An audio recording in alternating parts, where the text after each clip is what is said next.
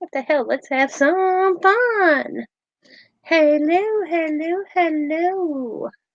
Hello.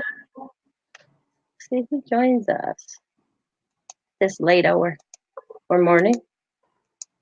Mm,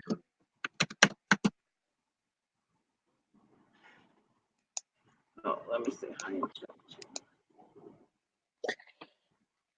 Ooh, let's see.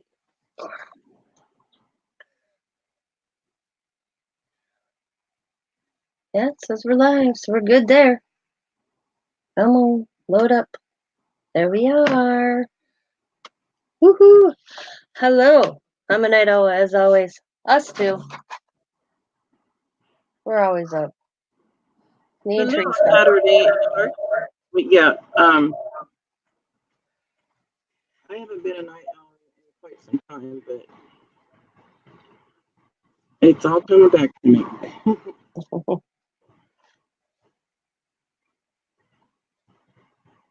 We just got to make sure our butts are up for today's live. Yes. Yes. Set my clock or Yeah. alarm, I should say. Yeah. I'll set my alarm. Make sure I'm awake. Yep. So I'm almost done with this background. I'll be working on another one here in a little bit. Teresa's working on a background. I am putting gesso on a canvas that I'm eventually going to be building up on. I wanted to get the gesso on it so it dries while I color my steampunk Santa. And he will be going on the canvas eventually. Oh, May's in the house. And we have May. For There the we go. night owl.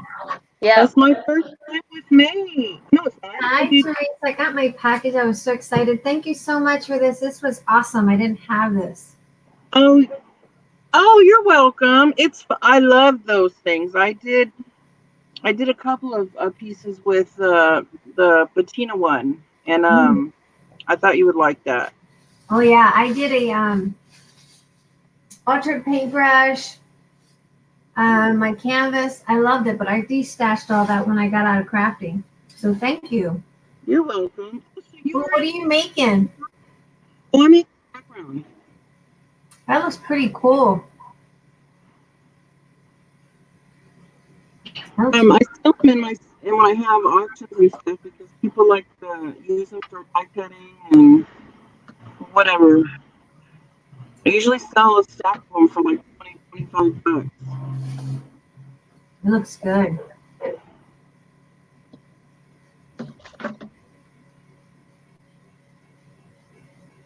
Thank you. I see Have that fun with them. Tina's gonna color. Yep, I'm going to color and then I'm going to do a canvas. I'm gessoing my canvas real quick. When it's drying when I'm coloring. We'll make a steampunk Santa Claus. Yeah. Yeah. I paid 99 cents for this image. I couldn't find one for free. Coloring steampunk What does he look Santa. like? Let me see. Is he a steampunk? Yeah, hang on. Kind of got gears on him going. Your Oh, new stuff will be going out Monday morning, Well, May. Teresa, maybe you need to go in and come back out because for some reason we're having a hard time trouble hearing you. Oh, really? Okay, I'll be right back. Oh, now she's clear. What the heck? Well, I hear myself echoing, so I'm going to do it anyways. Okay.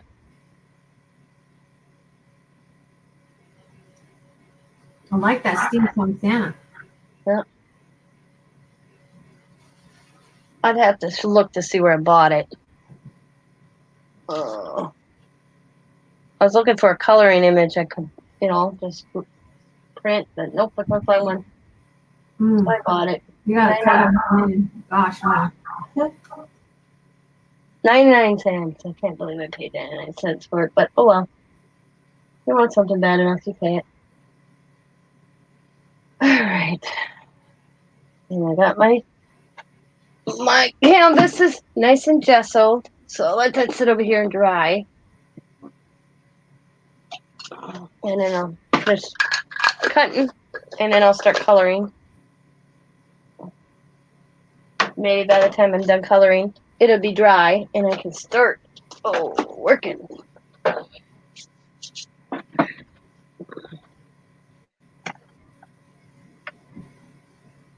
don't know what I want to make. That's a cool thing you did for Joey. Hopefully he can load it. I don't know if he only has it on his phone, because I don't know if you can do it on your phone.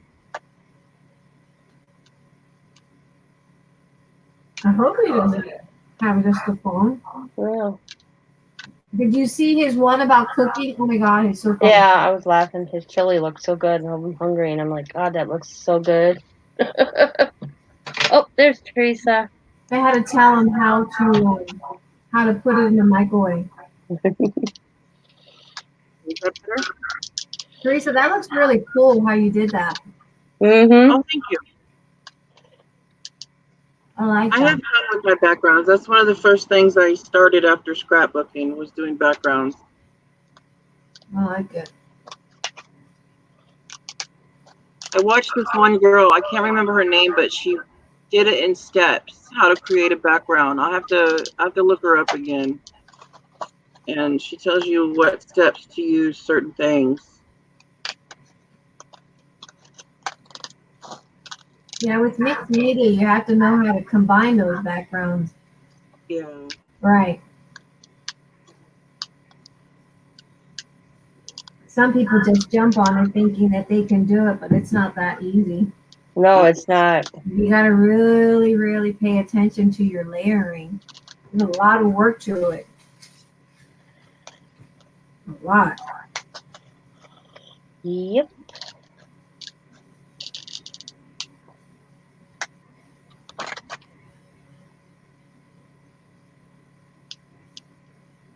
And you also need to know your color wheel. Yeah. Yeah, I learned real quick about that. Because I was mixing mud.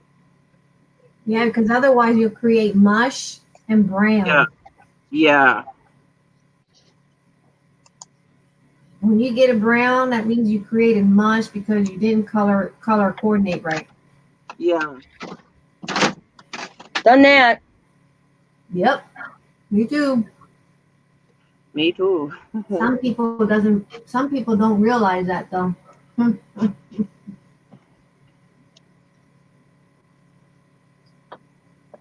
Just because they throw it on a canvas doesn't necessarily mean it's gonna go right. Yeah, and just because, acrylics are permanent, that doesn't mean that you can mix them, yeah.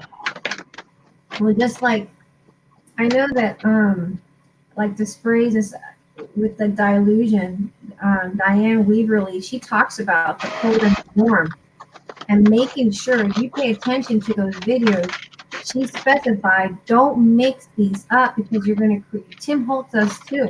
You'll create. Yeah. But some people think that just because you're working with acrylics that you can still create, mix them.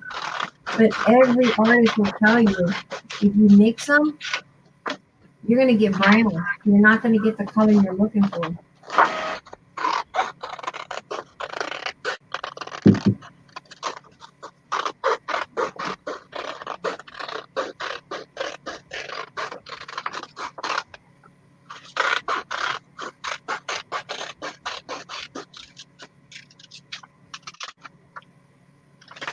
Yeah. Are you working on anything, May? Oh, you made those flowers, didn't you? Those are pretty. I am as soon as I finish stuffing my face. Oh. I don't know what I'm going to make, but I'll make something. Maybe I'll make a card. I'll challenge you to a card. You want me to do 2 cards? You think it'll take me 2 hours, 2 days? You said you don't usually do cards. I don't. It might take me 2 days to do it. Oh, I need to.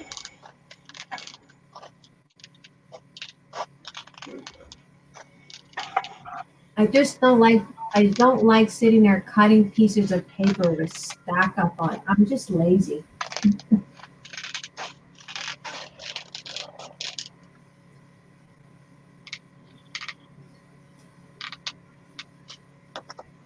Yeah, he's going to be dimensional, so.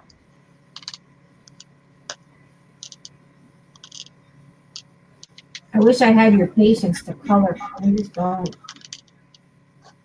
I don't have patience to color much either. Give me a digital that's already colored in. That's what I like. You guys are funny.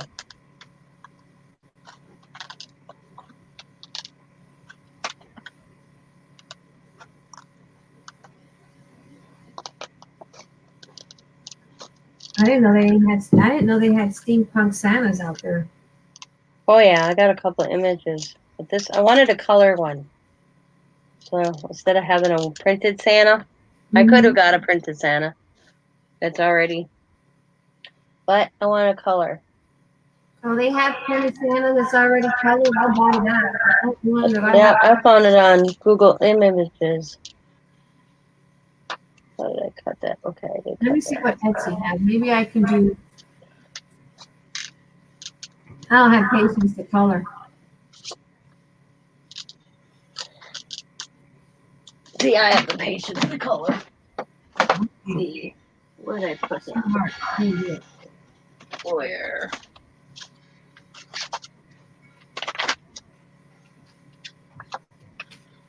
Look at this cool eyeball I got.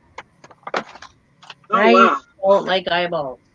Yeah, And then you don't it's like different eyeballs. I remember shades. that. What are you doing with those? I'm gonna eventually be putting them on a canvas. Ooh, that looks scary. I'm always looking. If I see an image, I keep it. Oh, there's a lot of them out there.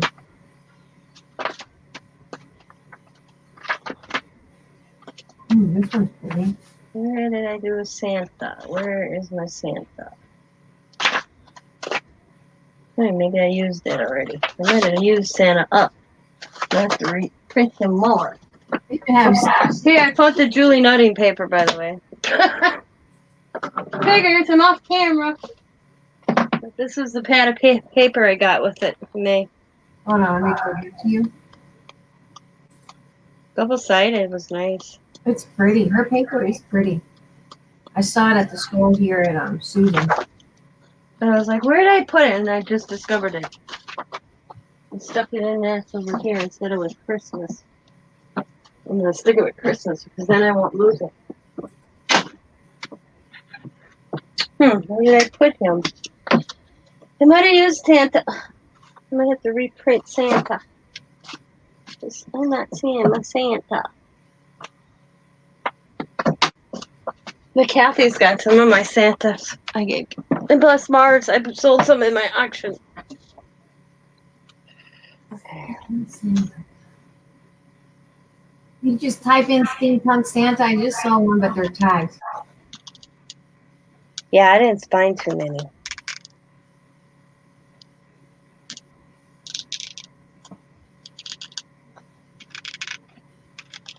Colored ones. I found a few that were, colored, but I wanted a color, and I didn't find too many. And this one I found, so I used this one. And he's gonna be layered. No.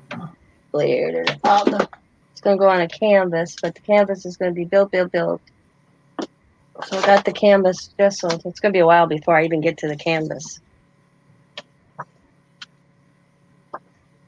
It has to be a few days before I finish this project.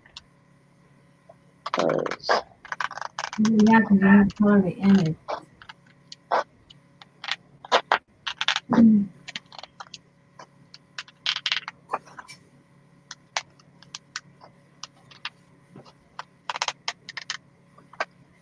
Nobody's watching us. What's up? Everybody's sleeping. We're night owls. Yeah. Let me share. Yeah, let me share share it camera. too. I bet I have to go to the YouTube side. Share it. That's all right. We're having fun. YouTube side.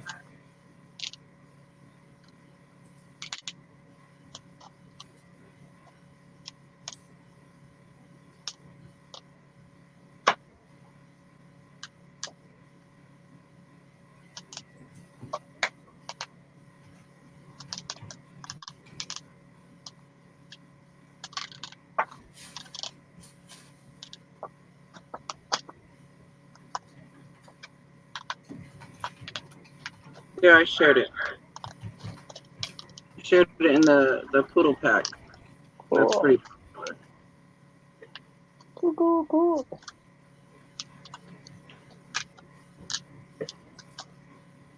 Out there.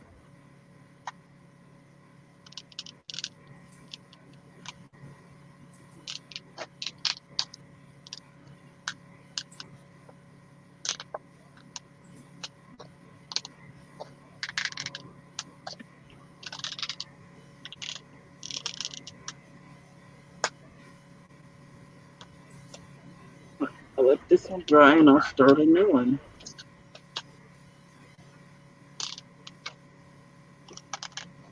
And what do you do with those backgrounds? You sell them? Yeah, like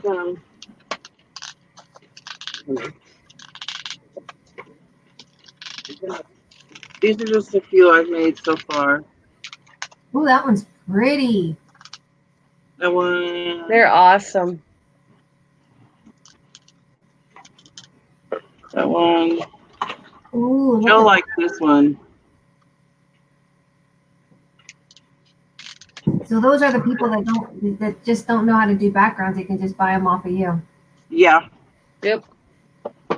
and they're fun to die cut. They're mostly all done on watercolor paper. Most of them are.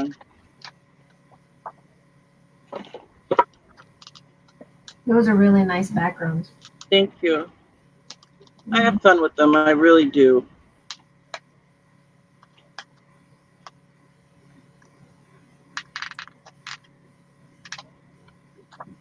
But Tina and Joe told me something because there were so many of them I wish I had that I could have collaged with now.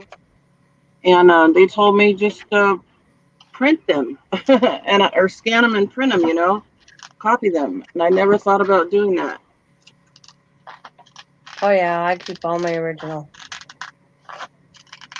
Well, I mean, I'd sell the originals, but I'd like to have a copy of some of Well, my I own. mean, I copy my original. Yeah. Yeah, to sell them. Especially the ones that pop for me, and I'm like, oh, I really don't want to get rid of this. Yeah. Or I really want to use this one again because it turned out so good, but I'm using it on a project. Now I learned a hard lesson. Scan, save, boom.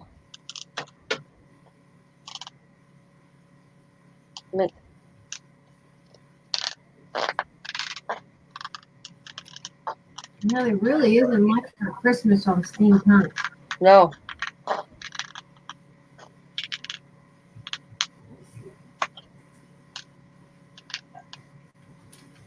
need to change my water. No, there isn't. And there's a lot of steampunk, but not for Christmas. Nope. I found a set of tags though. I'm wondering if I can make them bigger on Photoshop.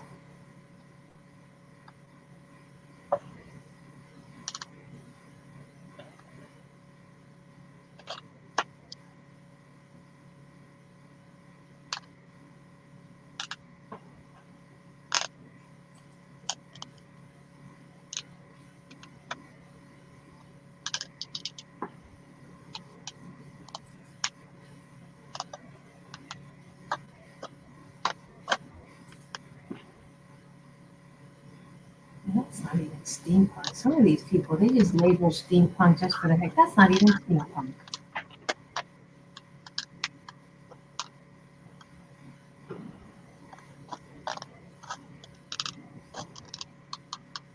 Boy, our wind is going bad tonight.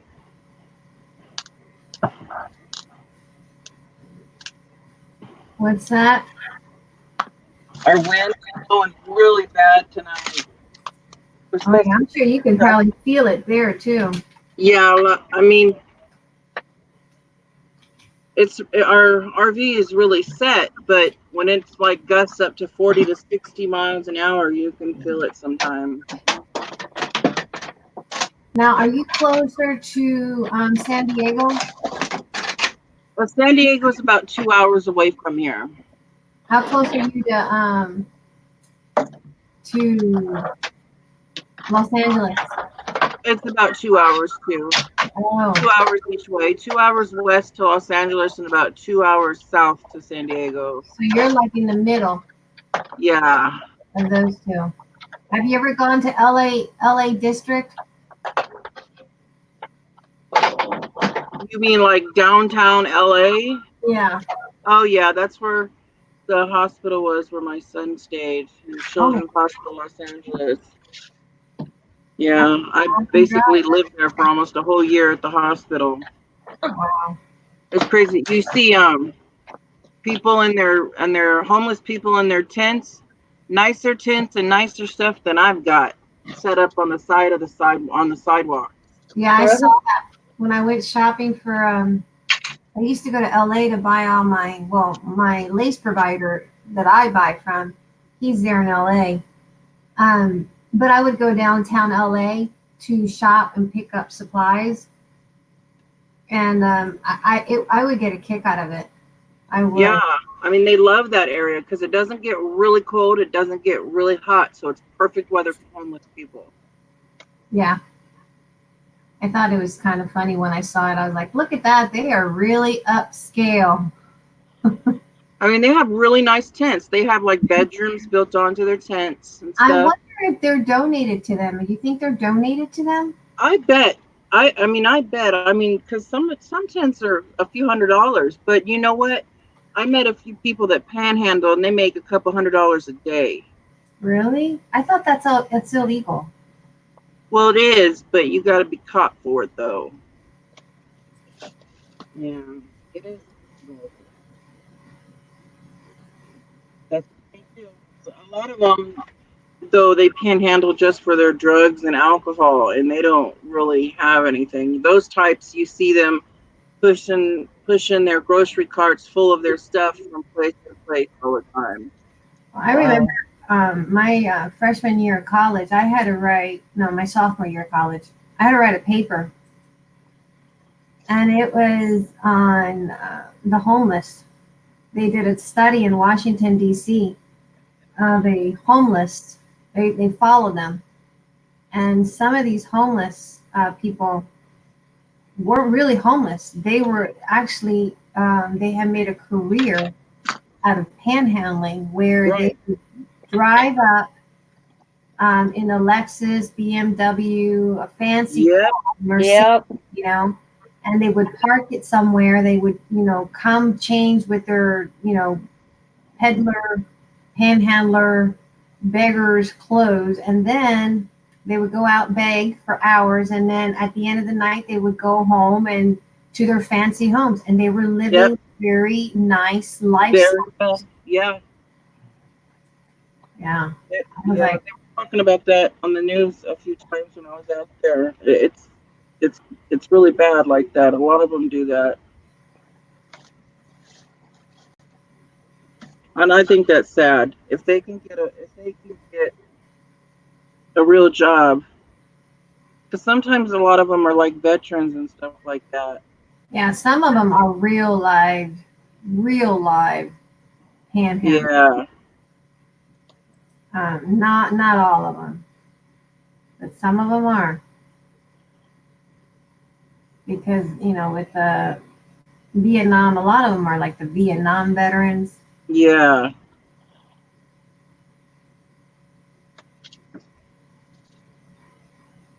I think it's crazy though that they have those kind of cars and have that kind of money, and they're out there scamming people for their hard-earned money Yep. when they could get a job just as well. My brother-in-law's girlfriend does that. If she thinks she's gonna run out of money, she'll go panhandle for a while. Really? Yeah, I said just go get a job. She thinks it's a job. She's all, I stand out there for 8 hours a day. That's work. I'm like, wow, really? Disgusting.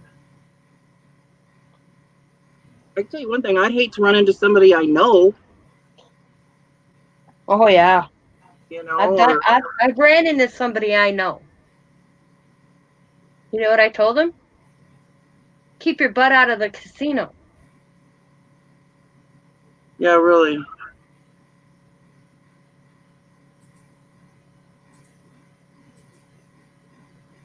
It's sad when they do that because there are real people out there with real necessities, and it ruins it for them. It takes away from them. Hmm. I flipped out.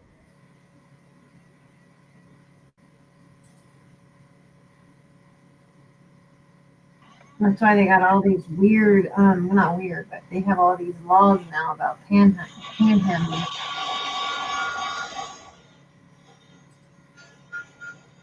And what they can and cannot be doing.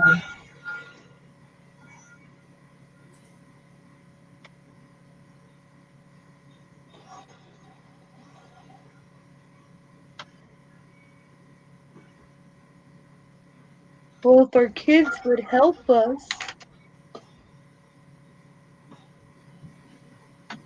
Hi, Jane.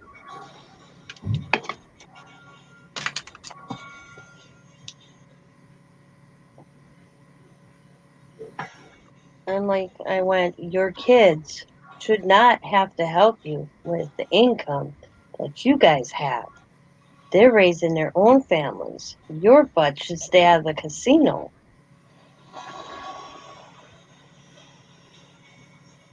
Yeah, they're not obligated. I mean, My mom was like that. She was a casino freak.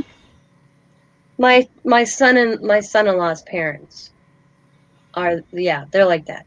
And then they said to me, and this what killed me. They said to me, kids are supposed to take care of their parents. I said, when they're elderly and can't take care of themselves. There's a big difference. Hi, Brody. Brody. Mm-hmm.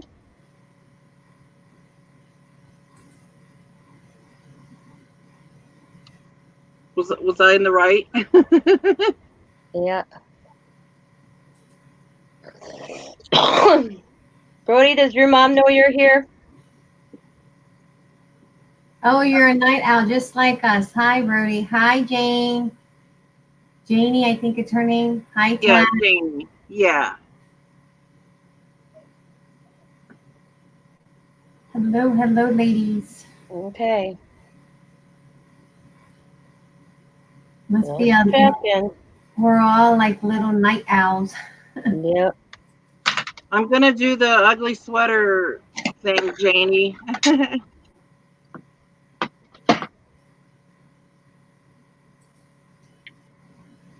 I'm looking for a steampunk. I'm not really being successful in this.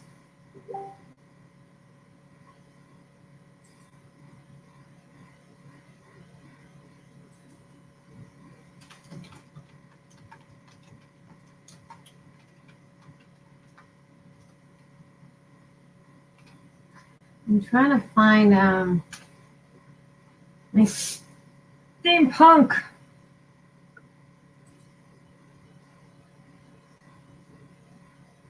I'm being real good at this. Maybe I'll just make something. I wish I had a doll head. I would alter a doll head because I have clay. Oh, we lost Tina. Where did she go? Yeah, you're not gonna do it, Janie. Aw.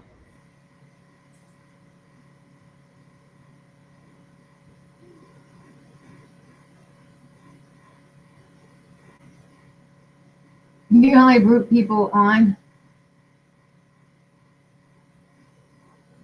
Yeah, it's me and you. I don't know what happened to Tina. Sometimes her internet goes out sometimes. She did get an extender, though, a Wi-Fi extender. So hopefully it helps. Yeah, coming up with ideas. That's what we were talking about today. Ideas of, craft videos and craft projects. It's just like everything's been done. What do we do? There, I'm back. Yeah, there you are. For some reason, my laptop thinks StreamYard's a virus. Really? Yeah. And it boots me off. So I'm going to have to figure that out. Why it keeps doing that. It did it the last couple days. The last couple times I used it. I was like, what the hell? And then I just looked. I'm still trying to think about what I should do for the ugly sweater. A friend of mine has a good idea. We're going to do it together. Yeah, don't get out the secret. Oh, no. Oh, no. It's pretty cool.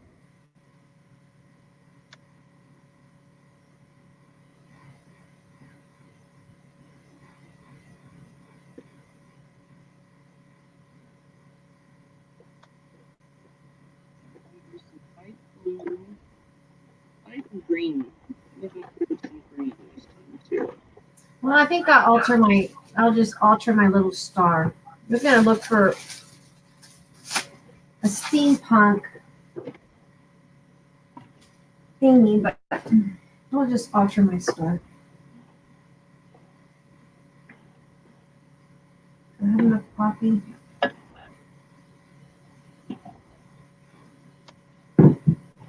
Alright. Too bad. I'm setting these one on top of the other, and I'm coloring every one of these. Ain't that ridiculous? It would drive me crazy. Because I'm like picturing if somebody peeks through them, they can see I didn't color it. Yeah, I'm picking it out. I always do front, back, side, bottom, top, whatever you name it, I do it. Yep. So I said I probably won't get to the canvas aspect of this because I'm coloring this. And I'm coloring 4 of them.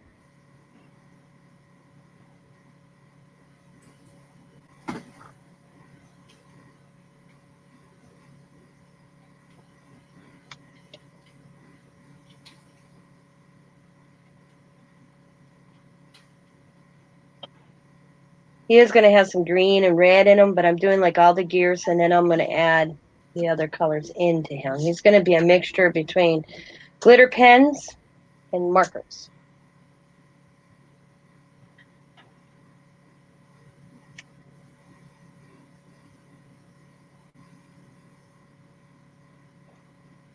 I think next year I am going to start my Christmas projects a lot earlier.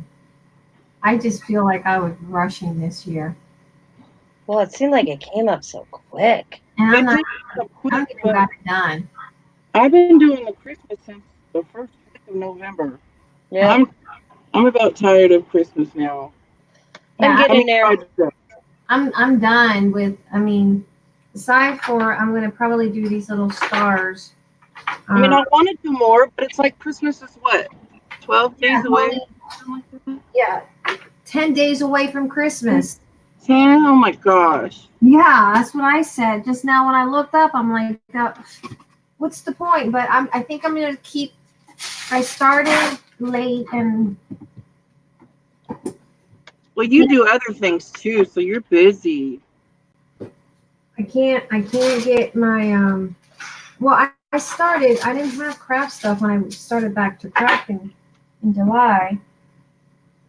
So So that started back is in July. what's that?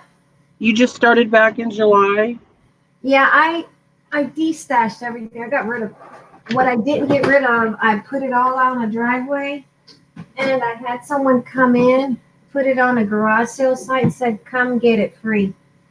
Oh my Oh god. my lord. Yep, I had all kinds of IKEA cabinets, and Wow. I had this Oh my gosh. I don't even want all to ask what IKEA happened. carts, I'm afraid to ask what happened.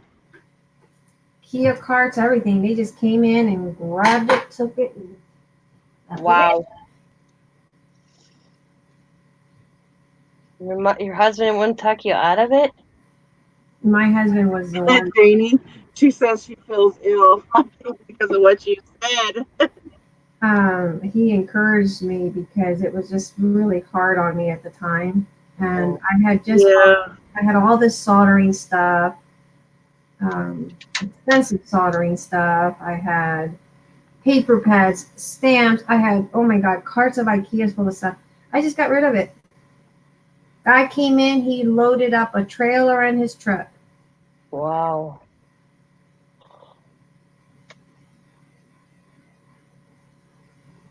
So you're starting all over again. Pretty much. I sure am. Wow. It must really be a passion of yours then. Well, after I'm not crafting for a while, I did miss it. I would sit down and like I was just kind of lost. Like I didn't know what I was supposed to do when I didn't have anything else to do. Like how much can you clean your house? Or how long can you clean your house before you get tired of cleaning and scrubbing? Yeah. And so it just got to that point where, correct me, what the heck, that I I'm get just, it. Wow. Well, I didn't have a hobby my whole life until after my son passed 3 years ago, and then I picked up crafting. I don't know why this pointed out to me, but it did. that's I mean, I did I'm not gonna say I didn't craft my whole life because I did, but what I didn't do, like I didn't do paper crafts at all. I did beading, I did altar work, I did folk art painting, um, I did stuff, home decor stuff, uh, just things like that. Right. But I did not know how to do a card. I did not know how to do an album. I didn't, none of that. No. Um, so when my mom died, um, Hi, Artsy. Hello, Artsy. Is it Art? No, it's Aristi. Aristi Morrow. Aristi, yeah. Oh, I had to look up. It's Aristi. Thanks for coming. I don't have bronze, so I'm using silver and gold for Santa. silver and gold. I need to find me some awesome gel pens. I got some from Hobby Lobby at 50% off. They weren't too bad. Yeah, they're pretty good. The ones I got, I ordered, and they sucked. It's the best word I can use. Sucked. Where did you get them from? Oh, Wish. Oh, yeah. Yeah. Probably. Yeah, that's probably why. These are General Dollar ones I'm using right now. I didn't know they sold them. Yeah, I was in a Christmas department. You got green, red, and gold.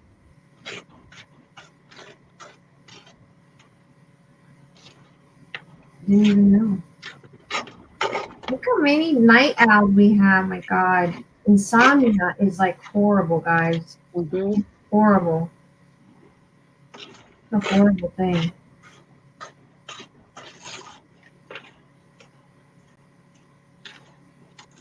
And I should have been working on my schoolwork. And where am I?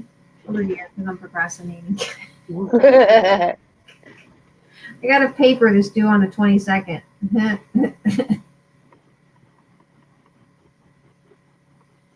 That's like a week away. I know, right? But it takes time. I understand that. I know. Well, I procrastinate. I do my best work when I'm procrastinating too. There you go.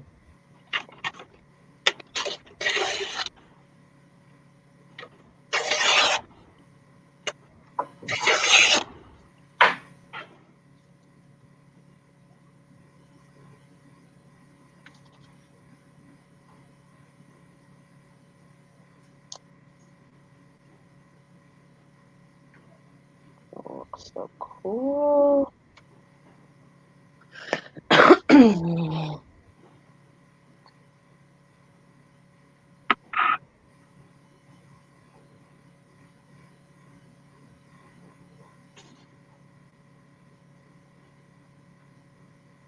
Oops.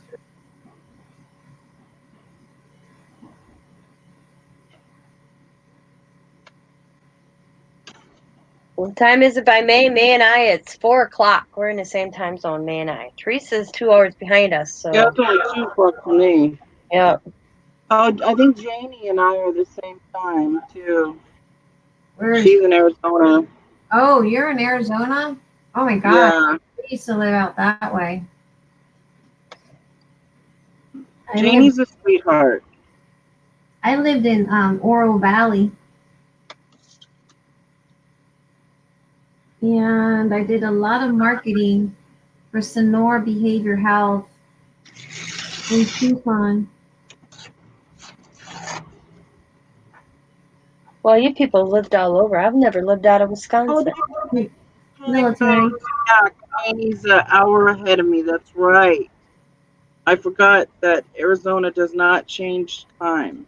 I wonder how they do. See, I think we should do that. I think that all the states should do that, not change time. It's so confusing, and not only that, it messes up with your sleeping pattern.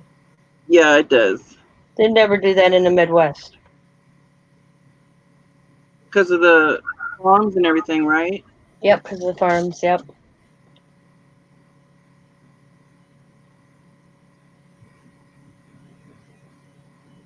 Why? And The reason they change it is so the farmers have more daylight in the summer to stay out in the fields longer. Yeah. well, I know when we lived in Minot, North Dakota. Oh my God, I think it was the first couple That's weeks that we were there. The sun didn't go down to almost 11 o'clock at night, and that confused the heck out of us. Wow. Yeah, I keep forgetting that Arizona doesn't change time. Yeah, it's pretty sad. Yeah. 11 o'clock till it got all the way dark. That's crazy. Yeah, it's about 10 for me. 10:30, it starts getting dark. Our 4th of July sucks because it's still like dusk when they're letting the fireworks off. Instead of pitch black, I was like, man.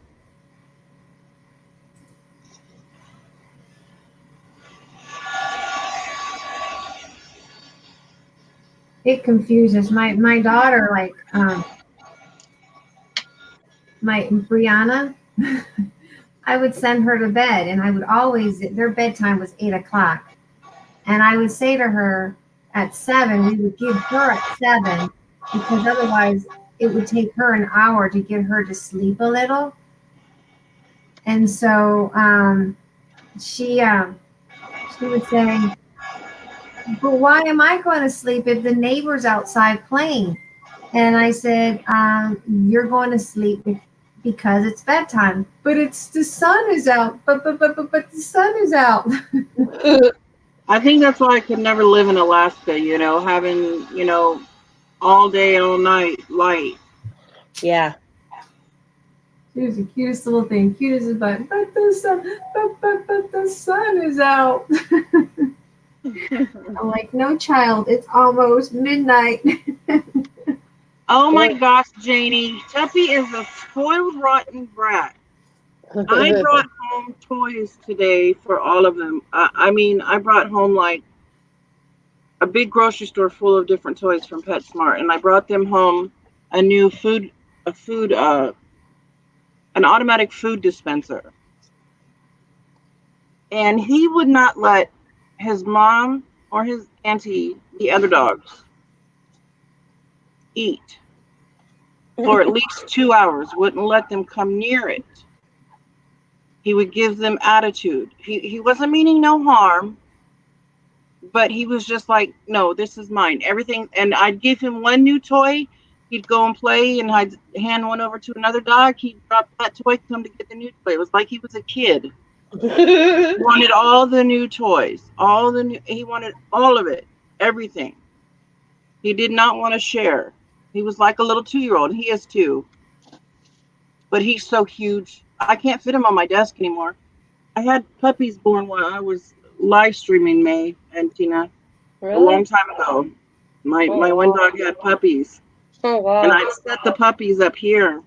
Aww. And I'd let everybody see them. And they were just itty bitty. And then they were getting this big up here. Mm-hmm. And now Tuppy is just too big where he covers the whole camera. He's so high. He weighs about 70 pounds now, Janie.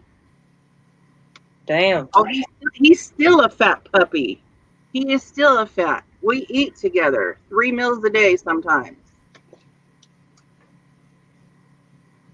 Yeah, he's my baby. He's my grandpup.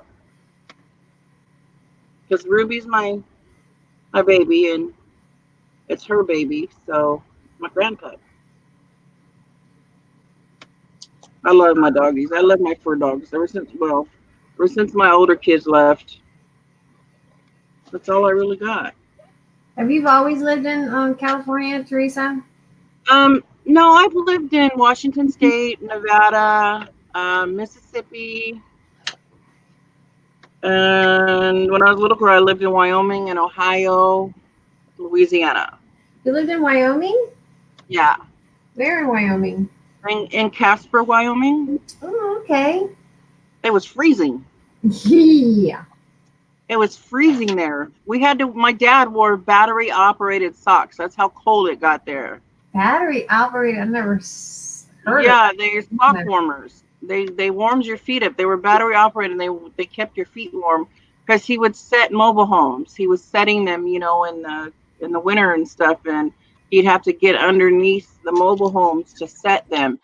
And his feet always got cold in the boots that he wore, so he found battery operated socks to keep his feet warm. So I thought that was the coolest. I just remember always having to bundle up. I mean, like the kid in A Christmas Story, the little kid. Hmm. You always had to wear because it would get below zero there, like Tina's type of weather. Yep. That's what Diamond's real dad told me.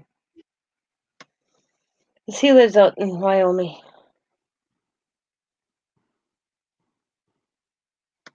But I've always been drawn back to California. I've lived here most of my whole life. I was born in California. I was born in Los Angeles.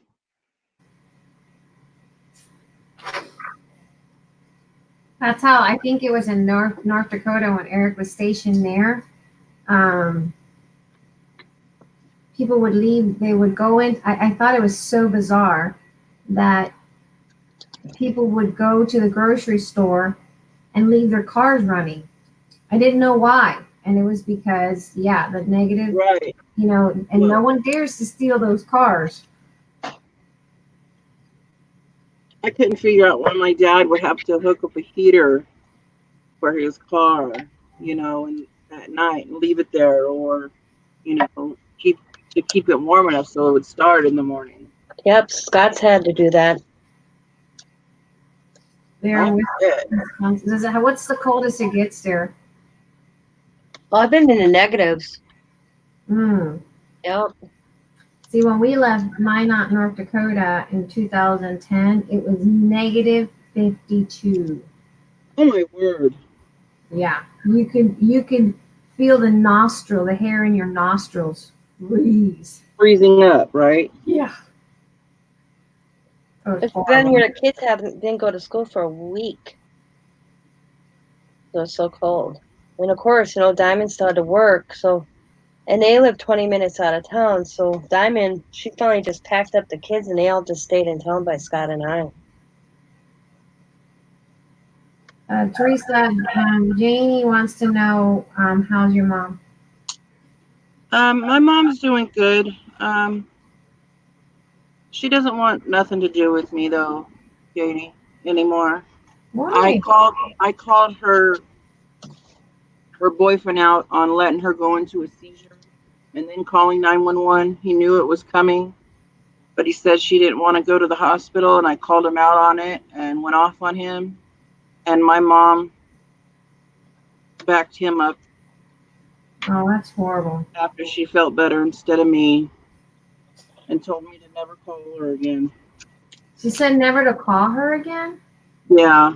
Oh, how horrible. So about 2 weeks ago, her boyfriend ended up it's been her boyfriend for like 20 years. He ended up having a heart attack. So she texted me and says, well, everybody can be happy now. He had a heart attack. And I said, no, that does not make me happy. I said, that's not what I wanted. All I wanted was for your care to be taken care of. I just wanted you to be, better. I was worried about you, and she's like, oh, I know now. And I'm like, well, then, what was this whole thing? Why, and She's like, well, you were getting involved in my love life. I'm like, I didn't want to tell her this. I'm like, Mom, you're 67 years old. You don't have a love life anymore. You know, and I didn't mean it like, you know, I don't mean it like how I guess it sounds. It's just, you know. Right, right. It was very complicated, and she just would not accept me trying to help her. So I was like, watch, something's going to happen to this guy, and then she's going to come crawling to me.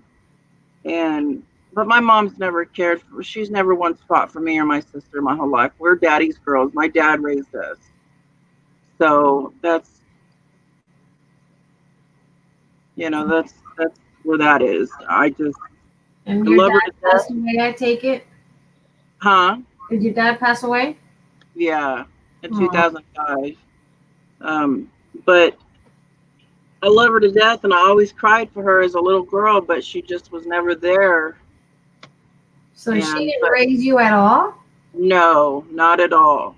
I didn't learn anything from my mom. Nothing. I learned it all from my older sister. Well, that's sad. Yeah.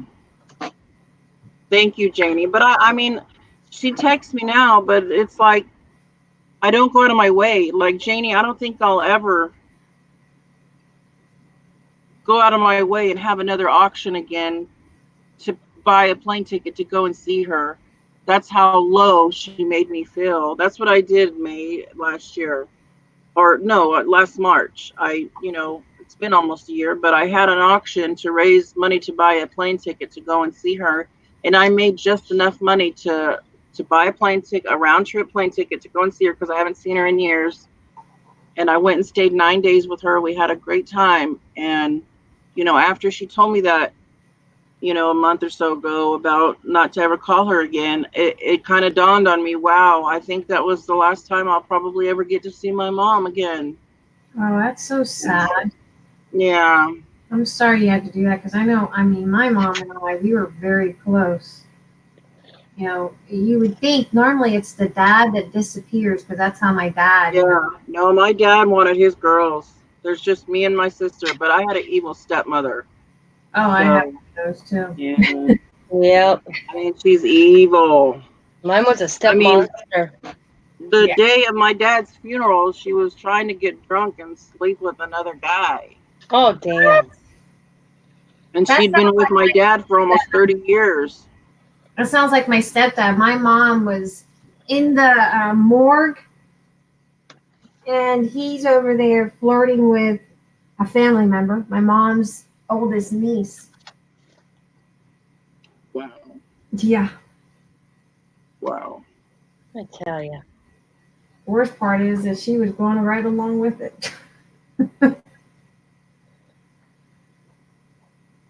But that's what, when I became a mom at 15, and then again at 16, and then again at 19, and then at 24. And I swore to myself and to my children that I would always be there for them, and so far I have.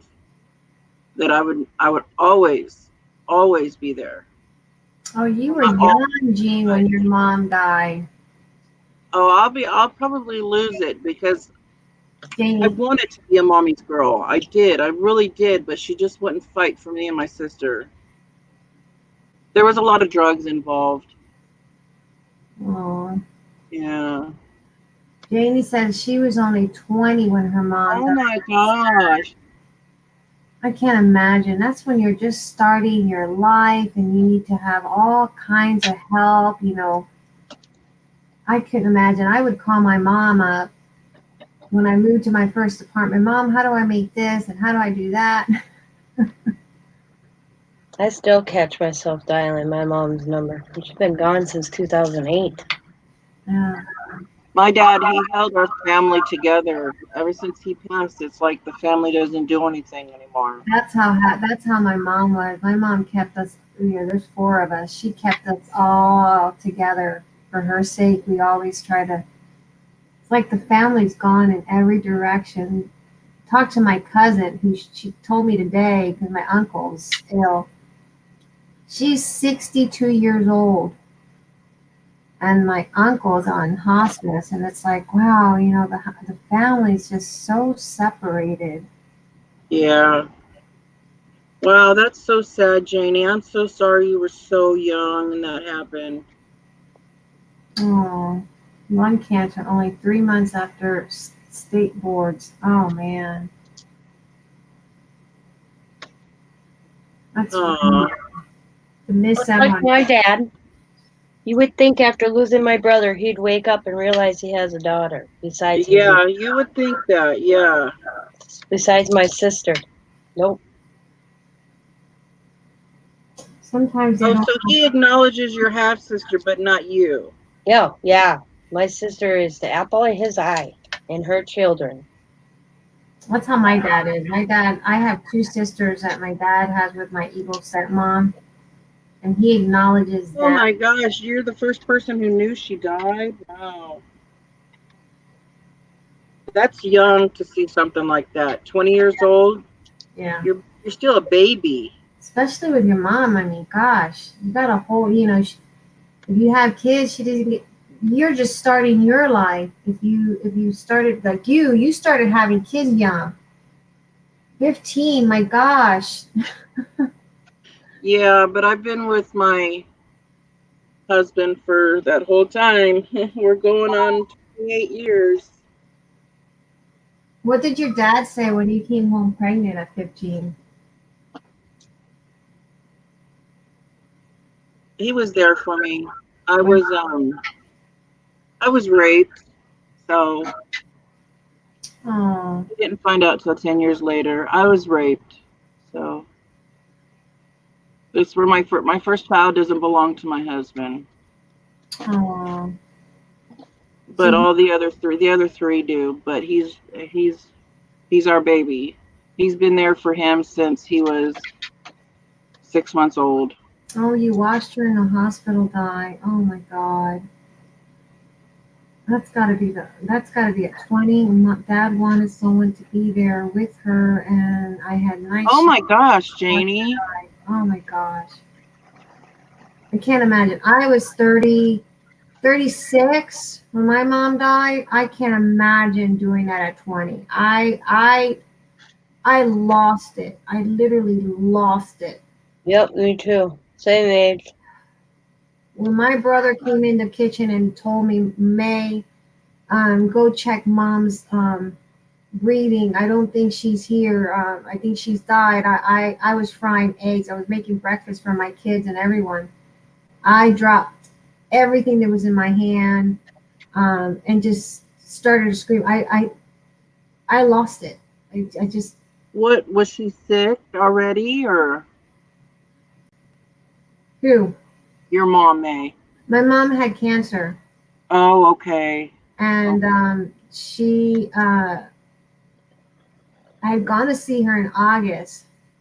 She had told me in June of 2008 that the doctor had cleared her of cancer, that she was fine, that everything came out great. I was so ecstatic. I was like, yes, thank you, Jesus. Well, I went in to see her in August, and I went because since I had worked in hospice, I knew what the paperwork and everything looks like from home health and hospice. So I was going through her paperwork. She had a chemo pack that she was carrying, pumping chemo on her, but she had big black blotches all over her skin. And I kept saying, Mom, why do you have all that black blotches all over you? Like bruised, like it was really awful. Her nails were black, her toenails were black. And I'm like, what's up with that? And she's like, oh, nothing. It's just the medication that they're giving me. And I'm like, well, I thought you were clear from it. She says, but he just wants to keep it, he wants to make sure that nothing happens. So he keeps this chemo pumping. And she says, it's just from the chemo. Everything's fine. And I'm going through her paperwork because I just did not believe her. And couldn't find anything. So then my husband did a humanitarian to see if he can get transferred to the base there where she was so that I could be closer to her. And I came home, and I noticed that when I came home, she called me and she goes, why did you leave your laundry in the driveway? And I said, what? Mom, I'm home. she says, well, the neighbor said you left your laundry in the driveway, and they're asking me, why is your laundry in the driveway? I said, what are you talking about? I'm in North Dakota. So I noticed that there was something off. Then she called me and she goes, I'm about to go to work. And I said, who would hire you, Mom? Why are you working? And she's like, I have the night shift. And I'm like, what do you mean you have the night shift? Who in their right mind would hire you when you're, you're not, you're on chemo and you have to be going to the doctor? And she's like, oh no, I have a job now. So then my, about 2 weeks after she's acting weird, Eric gets his humanitarian thing, and I remember it was a Thursday, and he said, you need to go home. And I said, why? And I thought at first he's like, what, are we gonna divorce or something? No, because you just need to go home. And I'm like, what the heck happened? I think I've been a pretty good wife. Yeah. He just says, you need to go home to your mom. And I'm like, but why? I just talked to my mom. The doctor, everything's fine. And he's like, no, seriously, you need to go home. So he goes, your mom is terminally ill. And I said, no, she's not. That's, the doctor just sugar-coated that because I asked him to sugar-coat it so we can get the humanitarian approved. And he's like, no, May. The humanitarian said your mom is terminal. You need to go home. Because they didn't approve him because it was terminal. So I called the doctor and the nurse was like, oh yeah, your mom's here. She's getting chemo. She's laughing. She's a joy. And I'm like, no, I need to know what are my mom's conditions. And she's like, haha, your mom, she's doing great. Bye. Didn't know why, because I'll be right back. I was on the list for them to tell me what's going on. So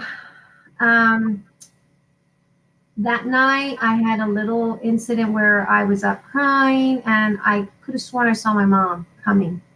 And my daughter was like, Mommy, Grandma's not here. Mama's not here. So the next morning we left, drove all the way down there. It took us 2 days to get down there. And she's just sitting there and she's laughing and giggling. She had these big old bumps, black bumps all over. But they were like almost like a half inch out of her body. Oh my gosh. Tumors. And I'm like, Mom, what the heck is going on? And she's like, everything's fine. Everything's good. And then she started asking me, what are those kids? Who are those kids? And I'm like, those are your grandkids. And 2 weeks later, she died. Was it brain cancer? Huh? Was it brain cancer? No, she had 99.9% of her body was covered in cancer. Oh. And we didn't know until the day that she died. The doctor came in that day that my brother said, May, you need to go check up on Mom. She's not breathing. Ambulance came. They took her. They resuscitated her at the hospital, but the doctor came in and told my brother, I didn't go because I had a nervous breakdown. Eric, I was, at the time I had to take really bad anxiety medications because of my mom's health. So Eric gave me some medications to calm my nerves. And been there, yeah. And so they told my brother and my stepdad, the doctor there, we can bring her back to life. And we can keep her living with machines, but just know that your mom has, she's 99.9% of her body's covered in cancer. There's not much we can do to keep her alive. So my brother and my stepdad said, no, just, let her die in peace. And so they let her die in peace. And she died instantly right there in the hospital. Yeah, almost kind of sounds like my dad. He had cirrhosis of the liver, but he did it himself. Do you smoke? No, he was a drinker and he did a lot of meth. Oh. And by the time he straightened up, it was too late. Oh, wow. So you had a hard upbringing then. I did. Oh, I'm sorry. to I, hear I got to move out. I met my husband when I was 15 and a half and been with him ever since. So I moved out of the house at 15 and a half. that. That had to be hard. You're a baby. Yeah. Water. That's like my Brianna. I couldn't dream of that. I mean, Yeah, I know. I would look at my daughter when she turned 15 because I had a baby 5 days after I turned 15. And when she turned 15, I looked at her and I seen how much she was involved with her childhood. And I thought, God, how mine was just immediately taken away from me. And I hoped and prayed that nothing ever happened. And nothing's happened to my kids. They don't have no kids yet, you know, and I'm thankful for that because they want to do things, you know. I'm not saying the right way because I'm not saying I did it the wrong way, but they want to be. I just think I did right with them. right. I mean, at 15, what do you know at 15, you know? Yeah, it was very hard. It was very hard. You're just a kid yourself. Yeah, I was a baby raising a baby. You got to get ready for prom and homecoming and Yeah, all no, that. I didn't see any of that. Didn't see none of that. Yeah. My mom got married at 14 and had my oldest brother, at 15. Wow. Now you hear back in the days that people would do that, you know, girls were getting married at 12, 13, 14. Yeah. You know, but things changed. There was a shift of some kind. You're younger than me. You're a lot younger than me. So yeah, for your time period, our time, because you're in the same time period as me, even though you're younger than me. Yeah. That's unheard of. Yeah. Unheard of. Now, the person that did that to you, did you ever press charges on them? No, I let him live his life because he had children. That's horrible. He had I children. didn't, and then again, if I would have thought about it, if I would have been an adult and knew more of what I know now, then I would have done things differently. Yeah. But I was a child. I didn't know what should have been done. I held it in for 10 years. I didn't tell nobody. I did tell my husband, but I didn't tell nobody else till I was 25. And so your dad went on thinking that you just. I made somebody up. Wow. I made up a makeshift person, and my dad for until 2 years before he died, he thought that his little girl was a little promiscuous girl out there, and you know, I would rather have done that than. Now, is that person still living? I know it's kind of hard. Yeah. That's sad. That's horrible. I don't know. That's like me looking at my daughter Brianna. I think I would go off.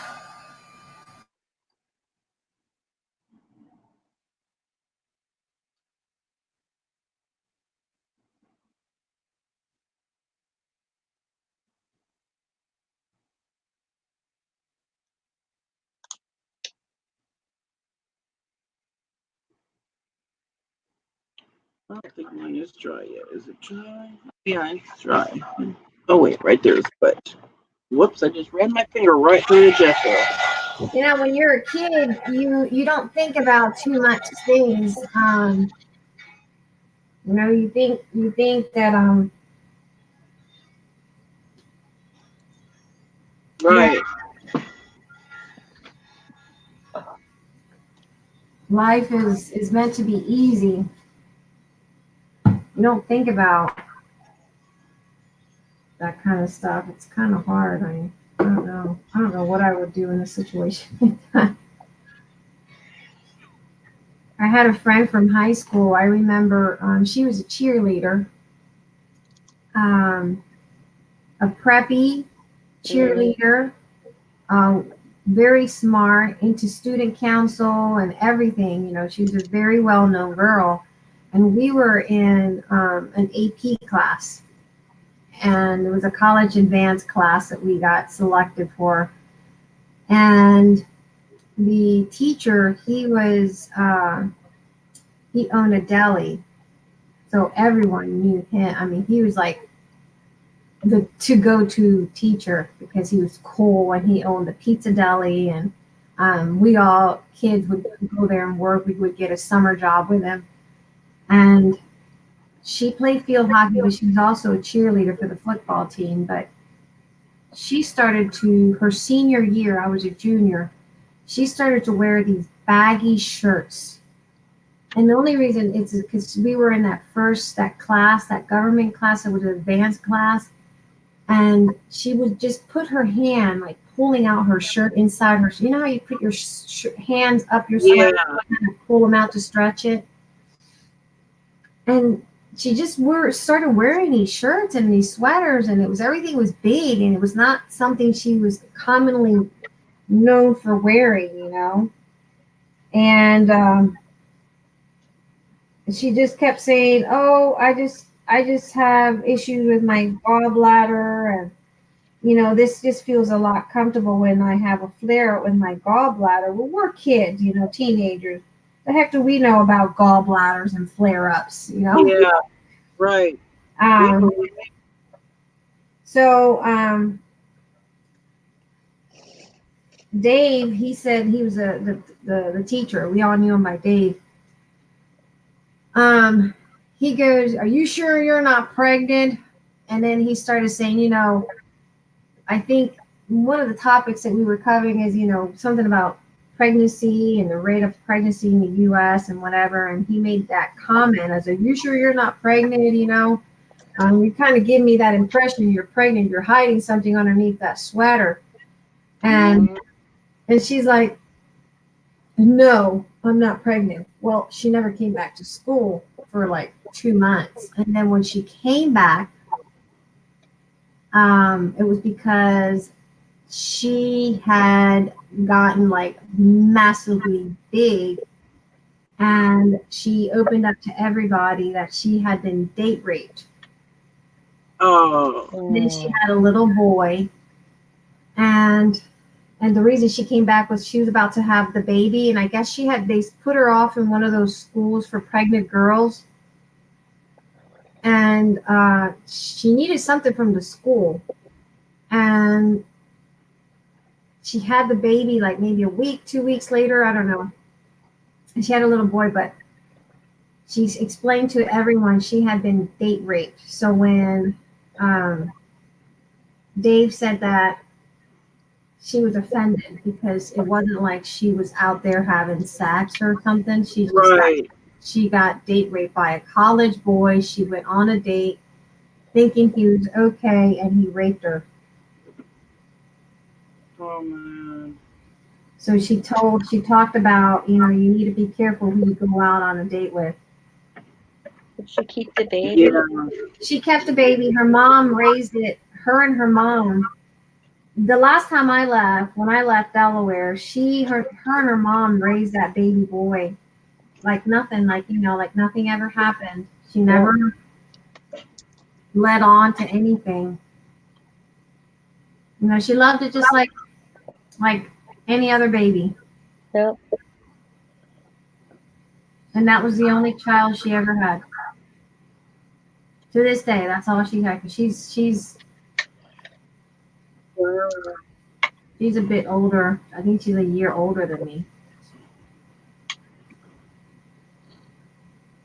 But, yep.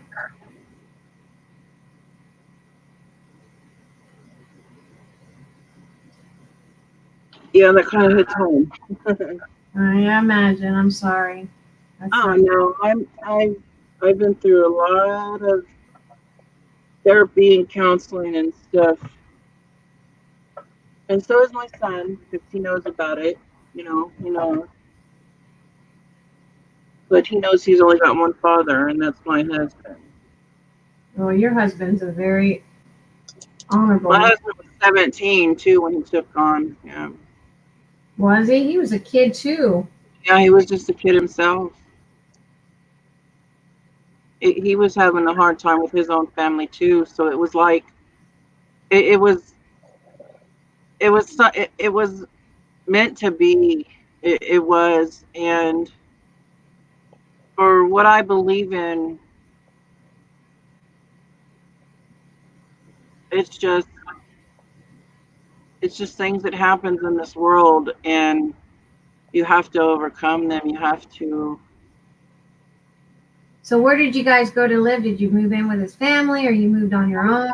His mom had a house, and then she had a travel trailer that Uh-huh. he lived in on the side of the house, you know. So she let me live with him in the travel trailer, which was fully accessible. It had a bedroom and everything. You know, it was one of the. It was like one we're living in now, but it was more of the kind that is more of a one that stays put. Uh-huh. And so I lived there with him on the side of their house for a long time. And then, but we took care of ourselves. He got a job because he was going to be 18 soon. So he immediately got a job, and he's been taking care of me ever since. He's been working his butt off ever since.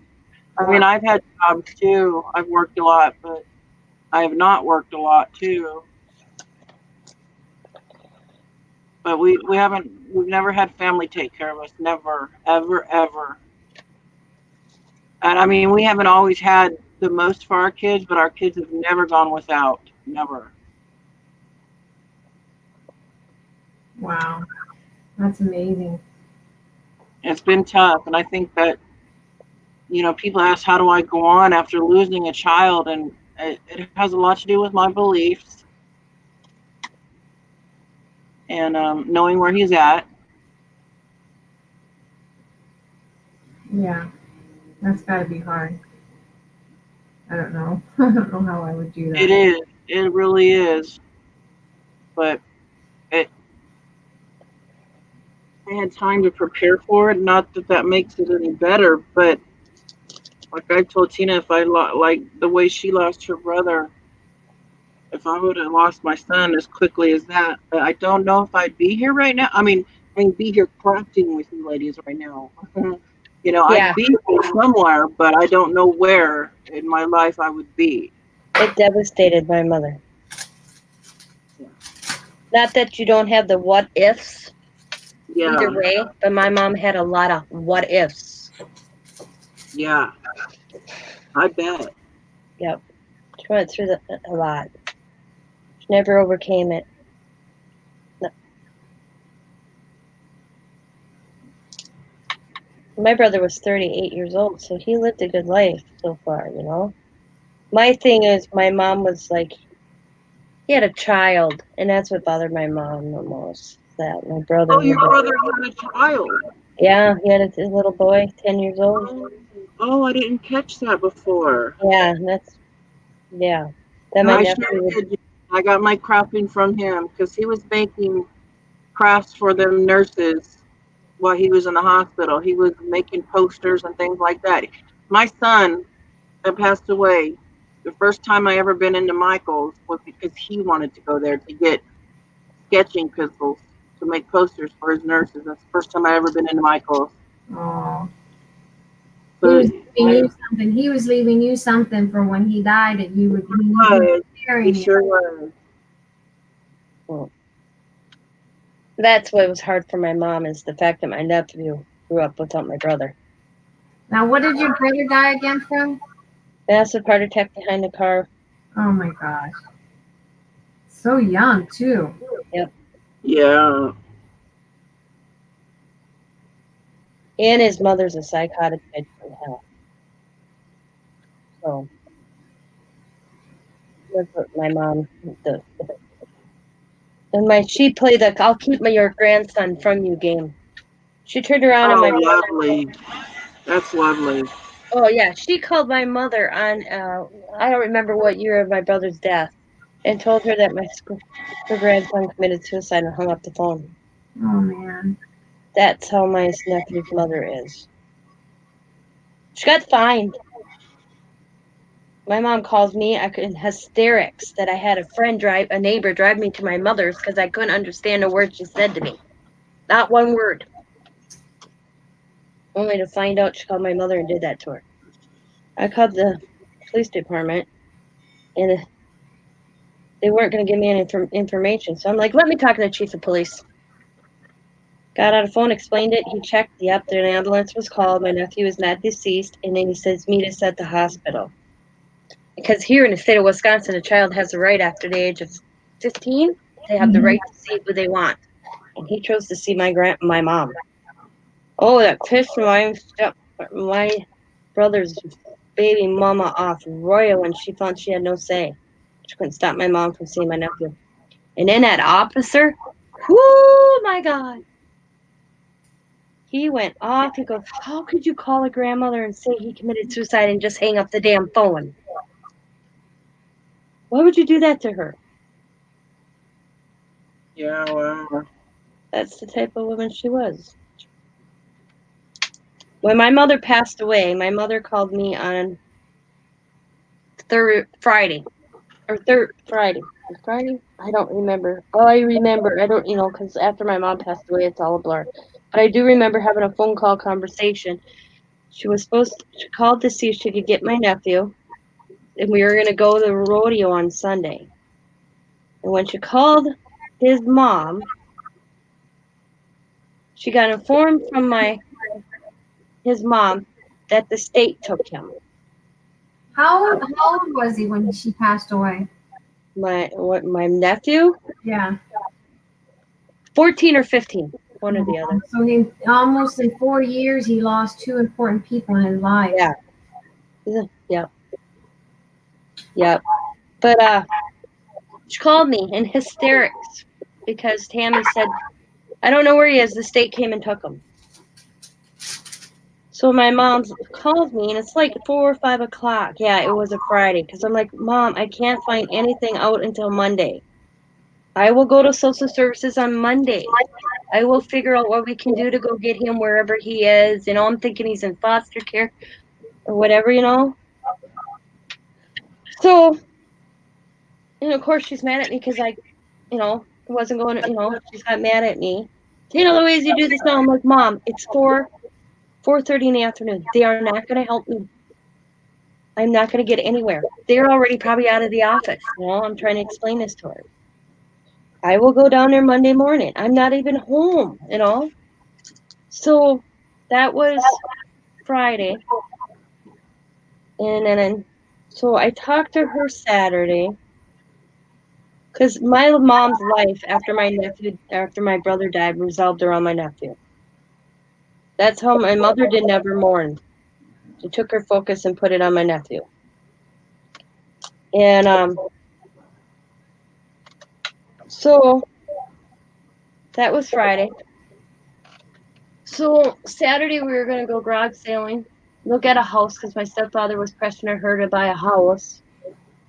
And she made plans with me to go with them to go house shopping, even if I wasn't talking to my stepfather at the time. We're all going to clear the air, go house shopping and all that. And then she called me because she didn't know that he told my aunt and uncle that they were going with us. So I'm like, what? So they didn't have room for me or Diamond or Xavier. So I'm like, okay, whatever. They were stopping at this citywide rummage sale on the way to Green Bay to look at a house. And my mom had a massive heart attack at a garage sale. That was meant for you not to be there. Yep. Yeah. I thank God because I wasn't really, I really didn't want to go because I wasn't talking to my stepfather. I was just going to let Diamond go. So I thank the good Lord above that my daughter wasn't there. Right. Yeah. Diamond and my mom were like really close. And to find out, when I had Scott call Tammy to tell Tammy that my mom passed away, my nephew is literally behind the hospital in an inpatient drug rehab center. I'm like, why could you just? I think that's what brought this on. It's all this hardship that this woman pulled with my mom. And I'm like, why couldn't you just tell my mom that Boomer was in a drug center for alcohol or for drugs? Why lie? The state took him. I don't know where he is. So my mom sat there all weekend and died not knowing where her grandson was. Right. I said that to her. Why couldn't you just? Well, Boomer didn't want me to. I said, you could have did something, made up something, for God's sake. You could have said he was at a friend's for the damn weekend or something. He was 14 and on drugs? Oh, yeah. This is a mom. Okay. My nephew's in prison right now. Oh my God. This is a mom that would get the death benefit money because my brother, you get death benefit money after your parent died. Mhm. Instead of buying him clothes or whatever, you give him money to buy weed. Oh, Oh, wow. Yeah. that's so sad. He's in prison for statutory rape. Oh my God. Yeah. So he's got to register as a sex offender. Yep. And I won't talk to her. I was not going down the same path that she pulled on my mom and my brother to see him. My nephew was 15, 14 years old, and when I was like, nope, ain't playing it. She showed up at my yard, turned around and looked at Scott and says, tell your wife to shut her effing mouth or I'll come over here and slit her throat. Oh my God. Yeah. So I called the cops and they weren't going to do anything. So I called down and called 911 back again and requested different officers. And I looked right at the officers when they got there. I said, I said, my kids come home from school and I'm laying in my driveway or in my kitchen with my throat slit and there's no record of it, a threat. And you're going to blame my husband. You always blame the husband first. I want a police report and I want a restraining order. So I got a restraining order and a police report on that. I didn't even talk to her for months. He goes, well, what brings this? Why is this happening? I'm like, I have no idea. And then they get on the phone, well, she is bipolar. I said, if she's walking around this city of Green Bay threatening people with her bipolar disease, then her ass should be locked up in a mental institution. Yeah, really. She gets away with it because she uses her bipolar. If she's that bad off threatening people, she needs help. She needs to be institutionalized. The last time I talked to her, my phone went off at 3:00 in the morning. And it's a text message telling me about my nephew, which I already knew because she doesn't remember. She's not supposed to contact me at all. And I'm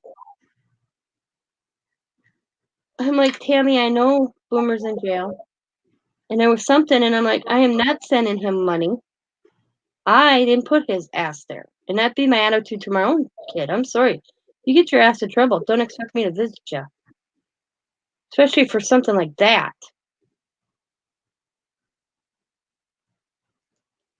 12-year-old little girl.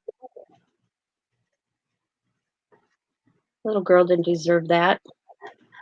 And I don't even know what he got. All I know is he's in prison. Well, how old was he when that happened? 19. Yeah. So it wasn't like a 15, 16. No. Yeah, because I went, well, she's 12 and looks 15, and he thought, no. He was 19. He knew. And the thing is, it was a family friend, so he knew her age. Aristi wants to know, was she diagnosed bipolar? Yeah. Bipolar schizophrenia.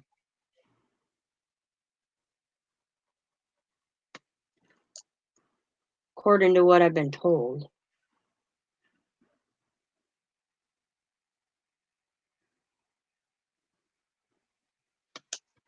I still can't figure out what my brother ever saw in her. But she ate our lives to live in hell. But she wanted money. Can you send Boomer some money for whatever in jail? And I'm like, no. And then, of course, it's F you and blah, blah, blah. No, she's on all medications. Oh, yeah, she's on Medicaid. She's drawing that disability check, so she's taking. Yeah. She wants to know, is it untreated? No, it's treated. But if she stays on her meds, is beyond me. I have no clue. No clue. Because she draws a disability check once a month for being bipolar.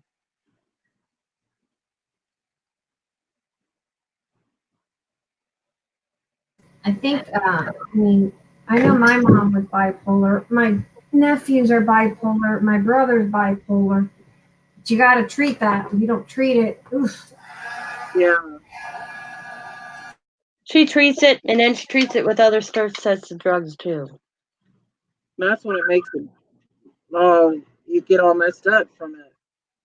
And the thing about it is you have to make sure you take your meds, because if you don't take it all the time consistently, it could really screw up your body. When she got busted for something, and we had to go pick up my nephew, they carried out a bag. She had 17 different prescriptions from 17 different doctors.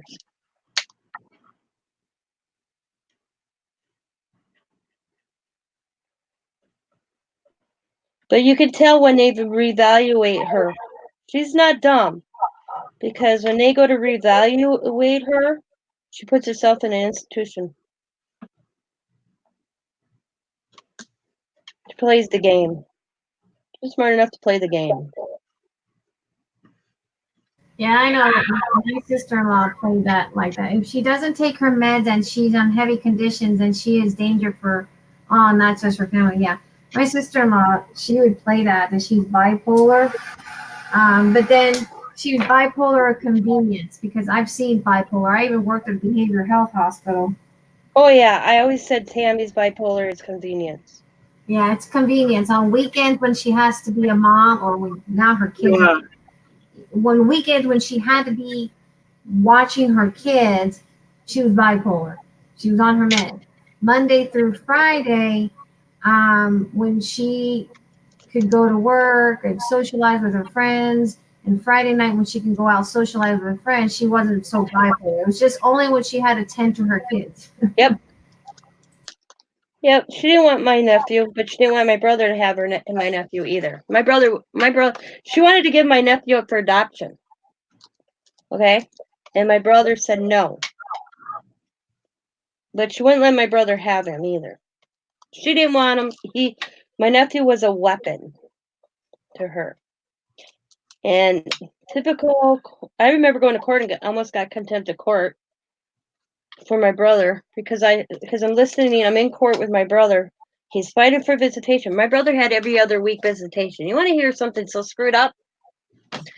She could not give. She'd stop visitation, and my brother would haul her into court, and the judge was like, "I can't make her give you your child." And I'm in behind my brother, and I'm like, "What the hell is that shit?" I go, I mean, I meant to think it, but it came out loud, and the judge goes, "Can you want to repeat it?" I'm like, "What the hell is that shit? Why do you have a court order that you did yourself, and you're not making her follow it and put her ass in jail?" I said, "We'd be here less time if you would call her ass in contempt. You want to get contempt?" I said, "I got a good lawyer, but yeah, if you want to, go right ahead." She didn't know what to think of me. My brother's like, "Tina, shut up." Well, then I'm a smart ass. I said to the judge, "So you're telling me if my brother has my nephew and does the same thing, you won't force my brother to give him back?" She's like, "No, no, because they had joint custody, joint placement." I'm like, "Okay." Does she have any more kids after that kid? She had a daughter that was older, who was taken away 6, 7 times. Oh, She never touched my nephew. She abused her own daughter, but she never abused my nephew. Because I think she knew. That was what I thought was weird. Because they took her out, but never took my nephew out because she didn't abuse my nephew. But so my brother waits till school's done, picks my nephew up the last day of school, takes him, and and I go on vacation. I get home from a vacation a week later, and all these cops show up at my door for my brother kidnapping my nephew. And I said, "She can't kidnap my nephew. The judge told him." And I see the lucky part is, because I was the babysitter for my nephew. And one time I had him, she called the cops. I had to give my nephew up to her on my brother's week because I had nothing to verify their arrangement. So I always had copies of all my brother's custody. So I showed the police officer.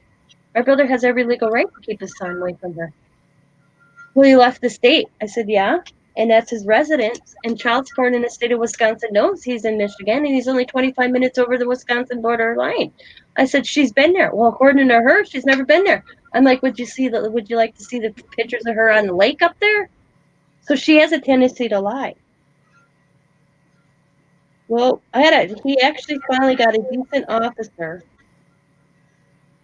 that actually made her follow the court order and got another judge to sign on hands-on warrant. And she did not follow through on the visitation because she sat for I bet you an hour on my porch and read my brother's custody papers and noticed how many times my brother had to take this woman to court. And then finally, and I'm glad he had 2 years of less BS with Tammy before he died, because this police officer was a woman, and I tell you, this one police officer, she was built like a brick house. Holy moly, I would not want to go up against that woman in an alley. But she made Tammy follow a court order, or she was going to arrest her. And so I was glad my brother had 2 solid years with no arguments, seeing my nephew with no problem. But you know what this woman did? My nephew took off and ran away. No, that was the second time. My nephew is at a Blizzard game, which is indoor football here in town. And I come home. 20 minutes later, cops at my door, and I'm like, yes. And he goes, we're here to investigate a missing person. I'm like, who? Elijah Strom. And I'm like, he's not missing. Police officer goes, well, you know where he is? Because his mom thinks he's missing or kidnapped. I said, he's at the Blizzard game with my mother. I said, she knows this. He goes, how does she know this? I said, because the thing is she lived on the east side of Green Bay. I lived on the west side of Green Bay, but we lived right over the main bridge from each other, like 4 blocks away, but on opposite times. I said, because she picked my nephew up on her way over to pick my son up and went to the Blizzard game. I said, he goes, can you get a hold of your mother? I'm like, I am not interrupting my mother at a Blizzard game with her grandsons because this woman can't remember where she is and when she did it. I said, and I can't get a hold of them. Are you going to go to the Blizzard game and announce on announcer, Patty's, blah, blah, blah, come through the... So, are they bringing your son home tonight? I said, no, they're spending the weekend with my mother. She pulled that stuff trying to get my mom in trouble. So luckily, she signed a piece of paper because when my mom took the kids to Wyoming, South Dakota, and all that, she called the police and told them that my mom kidnapped them again, and left the state with them. So they show up at my door. I get the written piece of paper that my mom had a lawyer draw up that Tammy signed. She gave me a copy of it because we knew what it was. We knew how it was going to be. I just knew it. I'm like, when are you guys going to charge her with something? Falsifying to a police officer or something. But it's her bipolar. It was always her bipolar. Always her bipolar. That sounds almost like my brother's ex with the boys. Ugh. Always the bipolar. Always and I'm like, get these officers must deal with those people all the time. They didn't even arrest her when she pulled the gun out toward my brother. She's doing now. She's arrested in a heartbeat. Oh yeah. And who asked me not too long ago? Somebody asked me, and I'm like, I couldn't tell you what she's doing. I don't want nothing to do with her. My nephew turned 18, and I told Tammy, I went, he's an adult. I don't have to deal with you anymore. He knows where I live. How long has he been in jail? Well, he was in jail for theft. And while he was in jail for theft, this came out. He was about to get out of jail. And I don't know how I don't know the story because I don't talk to her. I only find little tidbits here and there for family. That the girl finally told her parents because he threatened her. You tell anybody, I'll kill you. You know, typical abuser. You know, and she thought that he was- Rape her? Did he rape her? Because normally, statutory rape is when the girl gives consent, but she's a minor and the parents go after the person. I don't know the details. All I know is he's in for statutory rape. So the Maybe. girl must have given some type of consent. I have no idea. No clue. But he had 6 counts. Wow. Yeah. Well, he's in for a while. Yeah. And you know what happens And when you find out you raped the child? July and his sentencing is in February. I can figure out why it takes so long to sentence. But all I know is what I got from another family member. Is she found out he was sitting time because he kept threatening her because he's a family friend. It's a family friend. That's all I know. That she came and told her parents what happened. About an hour or so. So she felt safe enough to tell him because he was already in jail. That's why she told. I know that much. I don't know who the little girl is or the girl. Well, you're talking. Let's see, Diamond's 27, Boomer's 26. He was 19 when this happened. She was 12 or 13. Oh my God. Yeah, What the heck? yeah, Oh, poor little girl. yeah. That's why I'm like, you know what? He deserves to be in there. Yeah, exactly. When I found out why, because she wouldn't tell me, Boomer's in jail and he needs money. And I'm like, why isn't Boomer in jail? What did he do? And I'm like, I ain't bailing him out. I ain't giving him any money. My thing is, you got your ass put in there. You deserve to be there. Exactly. That's how I feel. I don't support any prisoners. And whenever my brother lands in jail or when he did, Yep. you got yourself in there. You figure it out. You have food, board, everything you need in prison. You don't need no money be sent to you. Yeah. So then she wouldn't tell me why. So I looked it up, and I'm like, oh hells no. Well, then I got a hold of my cousin, and I'm like, yeah, what's going on? And she's the one that told me the little tidbits I know, because Tammy has still yet to tell me why my nephew's in jail or why my nephew's going to prison. Won't tell me. He just got in trouble, and I'm like, oh, for rape? Oh, yeah. She flipped out because I told her when the last time she called and wanted me to write him, and I'm like, here's my address. My nephew wants me to write him. He can write me first.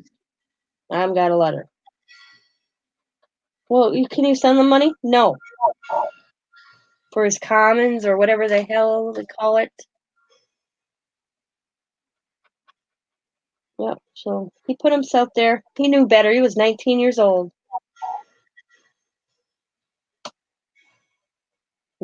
He's gonna be in there for a while. Yeah, his sentencing is in February. He just got He got sentencing the time. He was found guilty of all the charges, but now it's how long he's going to sit is in February. So I don't know. And the only reason I know that is because the jail he's at, a friend of mine works at, so I asked him and he let me know.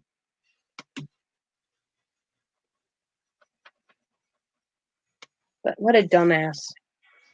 I said, see, my dad has this theory. This won't happen if your mother and your brother would alive. Possibly, but I still think it would have happened if my mom was. Because my mom was a softie when it comes to my nephew.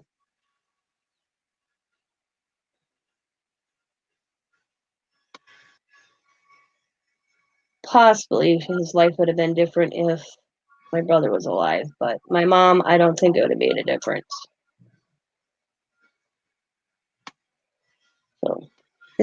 So I got them all silvered and gold up. And now I'm going to start adding a marker to it.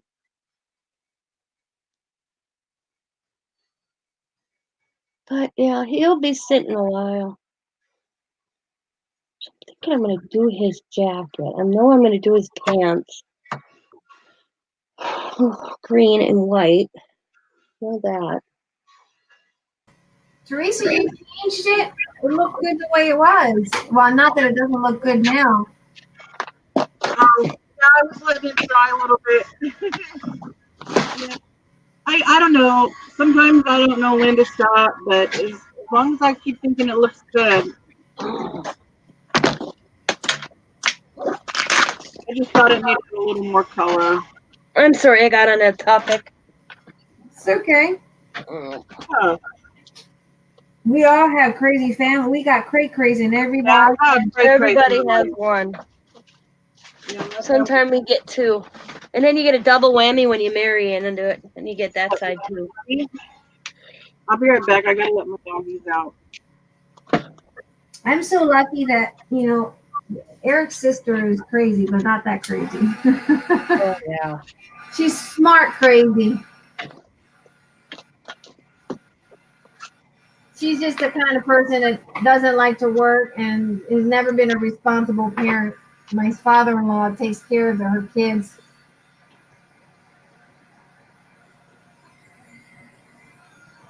I just can't get over how, when I think back, the excuses it's like all the, this woman's a half off her rocker, but she can raise kids. You know? Abuses one, but supposedly don't abuse the other. I never got that. Probably because she knew that you guys were involved in his family, in his life, and she knew that you guys knew too much about her, and she would land in jail. Yeah. She wasn't stupid. And she knew how to work the system. Big time. Man, she worked the system. Yeah, that's like my nephew's mom. She was like that. She knew how to work the system. My mom, she always said she got them when they were both babies. Tony was they're both out straight out of the hospital. But she always said, when they turn 18, then my parenting days are over. And when the youngest of the two boys turned 18, he turned 18 in September because he was born on my mom's birthday. And a month later, mom died. Oh, damn. He turned 18, she turned 59, and the month later she died. Wow. So she said she accomplished what she set out to do, which was to finish raising them, and then she died. She says, as soon as they turn 18, my job is over. Yeah. She Well, she stuck should to that.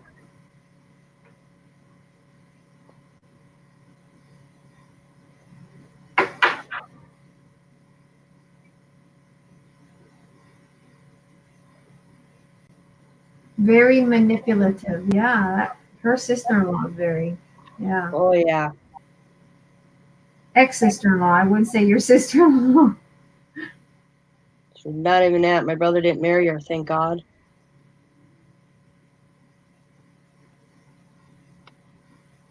She wouldn't have anything to do with my brother, and then all of a sudden October and November would show up, and then she'd be nice and kind, and they'd get together and they'd have their family Christmases, and then right after the first year she'd be like done. So I said to my mom on the air, I said, I'm not coming for Christmas. And my mom's like, why? I said, because every year Tammy shows up, you buy her Christmas gifts, Tim can play the happy family, and then she's boom, gone. So the following year, my mom told my brother, Tammy's not invited for Christmas. Well, if I can't come, my kid, Boomer can't come. That's how she was. So Boomer was her oldest grandbaby, right? No, Diamond is. Oh. I had the first grandchild. Yeah. So why was she so close to that one? Was your brother her favorite? Yep. Oh. Yep. My mom did not raise a man. My mom raised a boy. My mom was harder on me than she was ever on my brother. And I asked her that. Why are you so hard on me? I had lived at home, worked as a waitress, and had to pay my mom rent on a waitress. Okay? Waitress money. My brother worked at a meat packing factory making almost $18 an hour, and she never asked for a dime of my brother for rent. Oh, that's my mom. My mom is the same way. I'm the one that had to turn in my paycheck over to my mom while my brothers could do whatever they wanted with their money. Yeah. He could smoke it up. I'm putting, yeah. I could never. Yep. She goes, because I raised you to be a tougher woman. I'm like, you should have raised your son to be a man. Yep.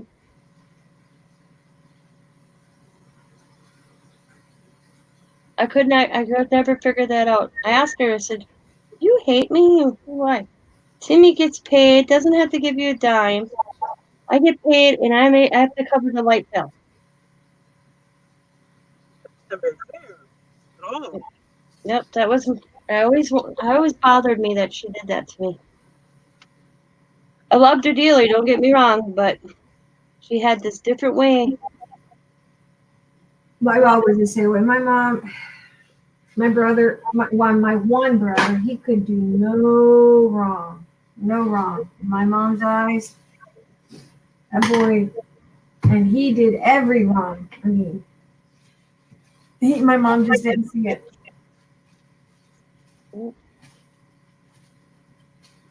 He was always that manipulative, just like Jamie said, manipulative. That was my brother. I'm sorry, I keep forgetting to mute. You're fine. I can hardly hear it. Does it go quiet? Yeah. Okay. Cool. Steampunk Santa's looking pretty cool. That looks good.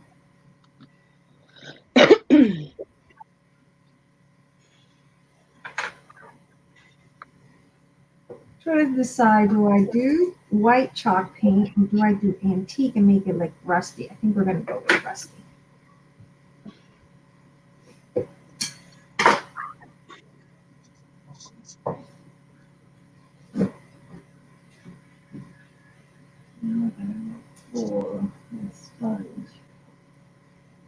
After I moved out, I never moved back home.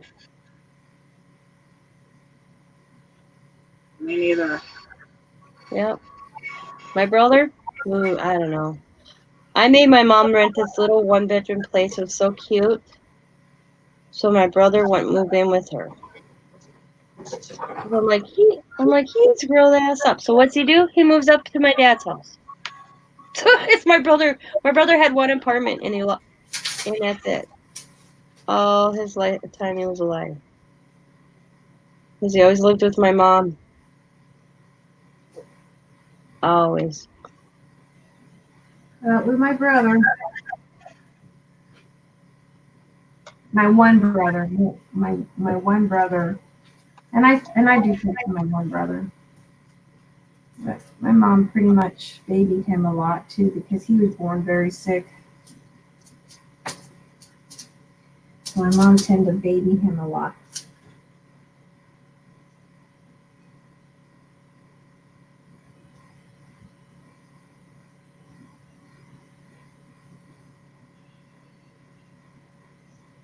Yeah, I said to my dad when he makes comments, yeah, if your mom was alive, Boomer would be better off. I'm like, well, you were alive, where were you? Maybe he'd have been a better man if you'd have spent some time with him instead of just focusing on Chrissy's kids and not your others. You could have stepped up to the plate once your son died. Yeah. Became a better grandfather to your son's son. I do, but that's a little thicker. That Finnabar one's, I'm going to add the rust on the edges.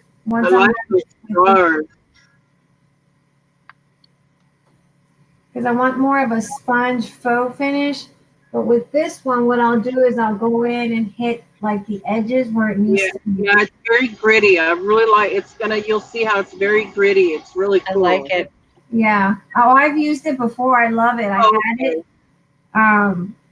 I had it before. Actually, I used it on some of my canvases. I just, when I got rid of everything, I haven't replaced everything. Like I had all the Finnabar paints. I haven't been able to replace all that. But slowly, I'll get there.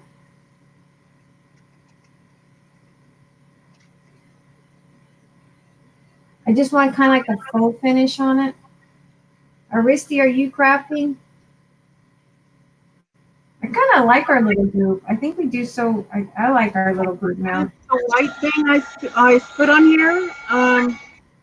She's probably thinking, man, you American people are I put some crazy. ink on here. I'm sorry. I put some ink on here. It was the pink What? ink. She said, "What is?" I make rust with glue and turmeric and cinnamon and ginger. Yeah, Oh, damn. that's good. I've tried that too. It's really nice. Yes. I've tried it, I've Jamie. never heard of that. Yeah, it's very good. Yeah. That is cool. Now, what were you saying, Teresa? I'm sorry. Oh, Aristi asked, or she said, "What is that white thing you spilled, Teresa?" I'm thinking the ink, maybe the pink ink on here.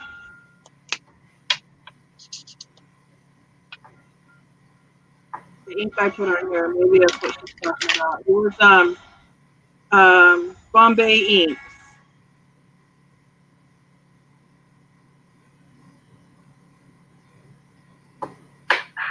I sometimes make my own rust. What I ended up doing is I just take acrylic paint, put some sand in it too, just so it's gritty. So did mine, Janie. I only had a little bit left, but it did dry up. What? The rust paste. Yeah, well, you know what you can do to get it reactivated? Add glue to it. Add what? Glue. Oh, Yeah. I did not know that. Yeah. Add a little glue to it. I just make my own rust.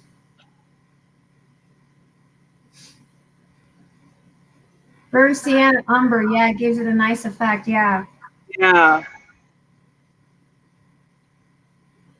it does. It's amazing what you can do on your own. Now, the only thing I haven't been able, I like the Spinnabar's metallic paints. Those are really nice. A huge container of rust bits from vinegar, and then me too. Oh my God! Watch, look. I have this rusty jar that I put vinegar, salt, and hydrogen peroxide, and then I have my nails. Wow. What are you, lack of iron? I got my nails, paper clips, and what do you call these? Washers. Yep. Sound like you're making a concoction to drink because you're lack of iron. That's what they used to do years ago. No, it makes your stuff rusty. Yeah, I know. I'm kidding. But that's what they did years ago to get iron in your body. And then this is my rust effect. This is my own one that I made. My rusty. Oh, really? Looks like mud. Yeah, it's sand. Well, that's what this stuff is. It's just gritty sand with paint and glue.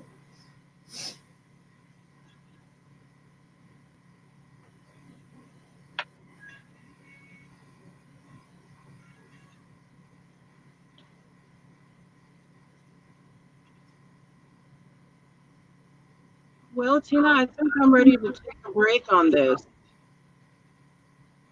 I will let you two craft away.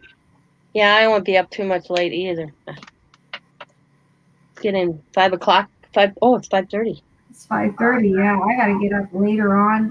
I'm gonna sleep a little bit after I'm done here, and then I'll get up and finish my homework, submit it. And then, Yeah, we got our gift exchange today.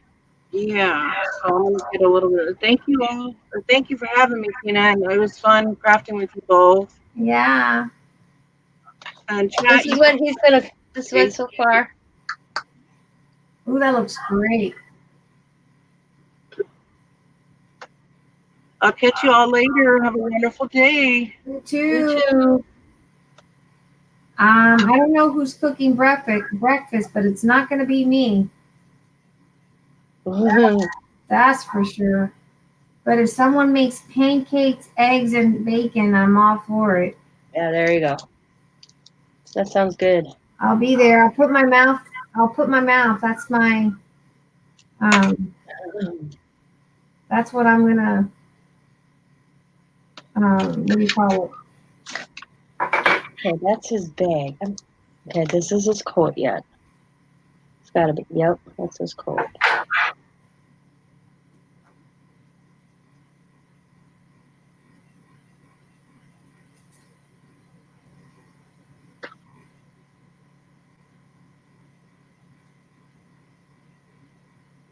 Janie, what part of Arizona are you in?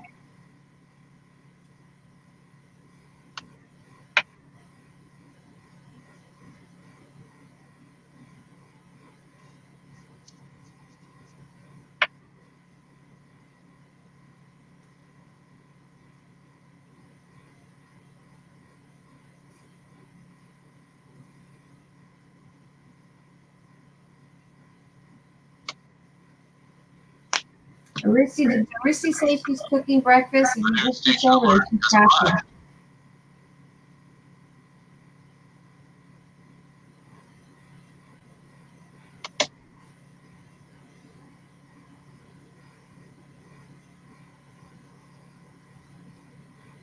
That was really sweet what you did for Lawnmower Man.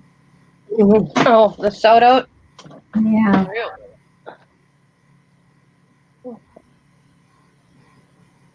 I hope he gets some. He really needs to get. I mean, show his stuff, man. Yeah, more Oh, recognized. Glendale. Okay, I did some marketing up that way. That's beautiful up there. Senator, oh God, what was his name? Senator, he passed away. Oh God, his daughters. I met him. I can't think of his name right now.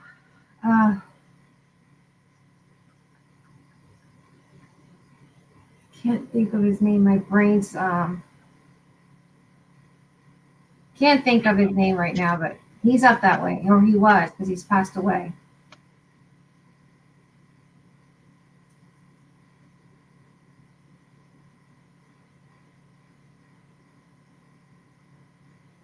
McCain, yes, he is sweet. Yes, he was. I got to meet him when I lived there in Arizona. I did marketing, and there was this big event for veterans that I was doing marketing for the company Sonora that I was working for. And I got to meet him and gave him a hug. I thought he was an amazing man. I really do. Didn't he die of brain cancer? Yeah. But he fought through it. He's the one that Trump always picked on. Yeah. I mean, I don't follow politics, but I just remember for some reason. Yeah. But he's a tough guy. He knew how to handle Trump. Yep. Yeah, I don't follow politics. I don't get into that stuff. I just liked him for who he was. He was a warrior. He was a war hero. I mean, his story is amazing. I don't care for his daughter too much. She's too much of a big mouth.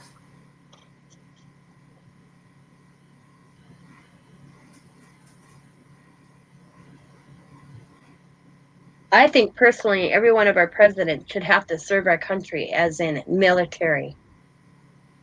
I agree. Because then they know how our military, and I'm not talking lightweight military, I mean full blown, you go to boot camp, you go over, you fight and you serve. Yeah, I agree. I think they should. I think in Washington, he was in the military, or he was a what? Then they could know Not what they're military, putting our men into. back then that they had. You know, they could relate. What was the other senator? Not senator. What was her name? She had a. She was shot in that. And that the guy that shot her, she was at a Oh, convention. the shopping center lady. Yeah, she was doing some kind of a public speech, and she got shot by a patient. Her husband is a Astronaut. astronaut. What was her name? I got to meet her too just before. I mean, and I thought when that incident occurred, we had just months before we had left Arizona, and I thought, oh my God, I probably would have been there. Guilford, yeah, yeah, I was gonna say Clifford or not Clifford. Guilford, yeah. She Yeah. I had met her because I had gone to the office to drop off some stuff, but for veterans. But I thought about when that incident occurred. We had just gotten to Wyoming, and my husband, when the news came out, he says, "God, you probably could have been caught in that cross. That I can't even think crossfire." Little girl from 9/11, who's she died in that, one of the faces of hope. Yep.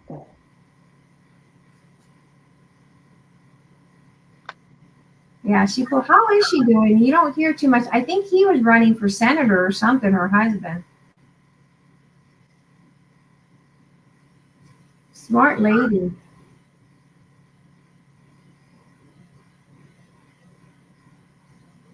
Do you watch the YouTuber Weed 'em and Weep?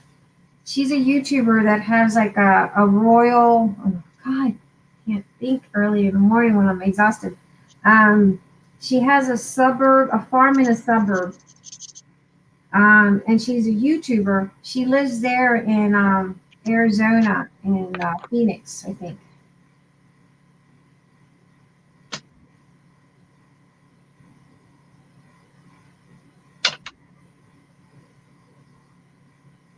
She's a big YouTuber. Talks about her goats and stuff like that. Yeah, it's called Weed, WEED, and it's Weed and Weep. So it's WEEDEM and Reap, REAP. And she's there in Arizona. She's a she's a huge YouTuber. And sometimes she'll meet some of her YouTubers that come in and want to meet her. Very nice lady. I got to chat with her. She sold oils, and I talked to her a little bit about oils for acne because she uses the oils for her son's acne. And I thought that I would try some for my daughter, and yeah, I talked to her really briefly. My daughter and I watch her, so.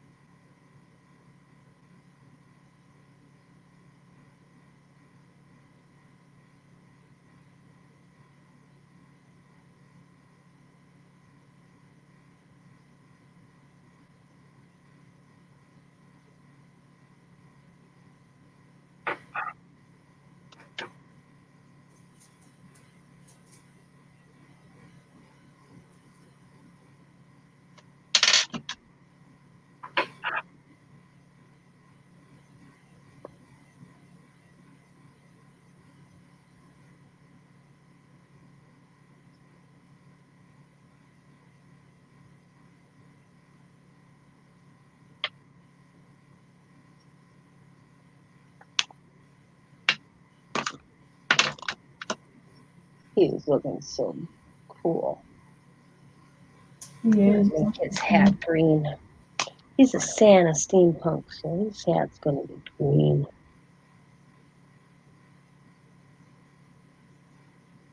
Green, green, It's pretty cool that you're doing the Santa steampunk. green.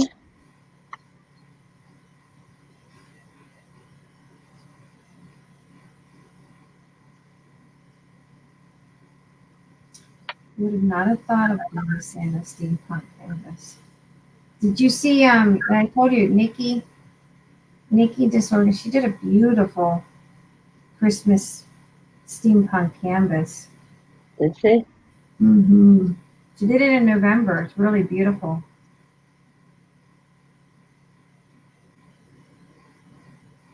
Gorgeous.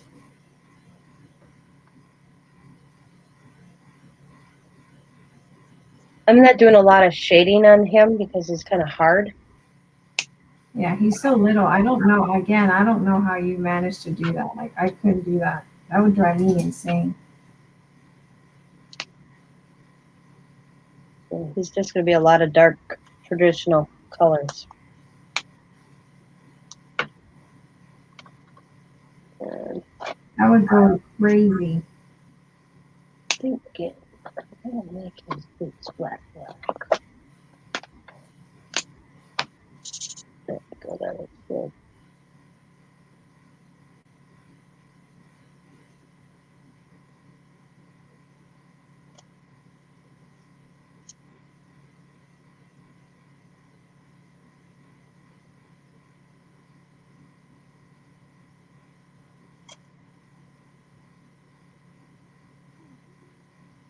My hat goes off always when you guys do those little intricate thingies.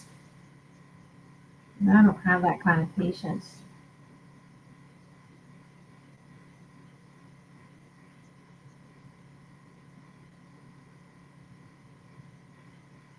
Jamie, do you collect napkins?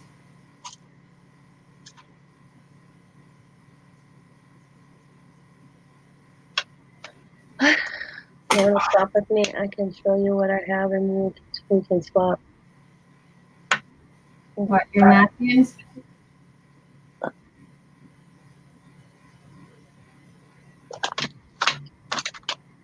That is the one thing I don't got a lot of. I mean, I got some, but not like, I've seen some ladies that have tons and I'm like, dang.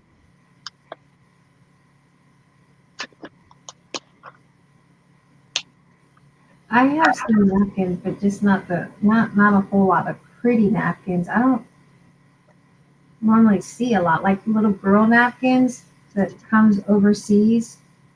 I don't have any of that. I think those are beautiful, but we don't get that stuff here. Those are hard to come by.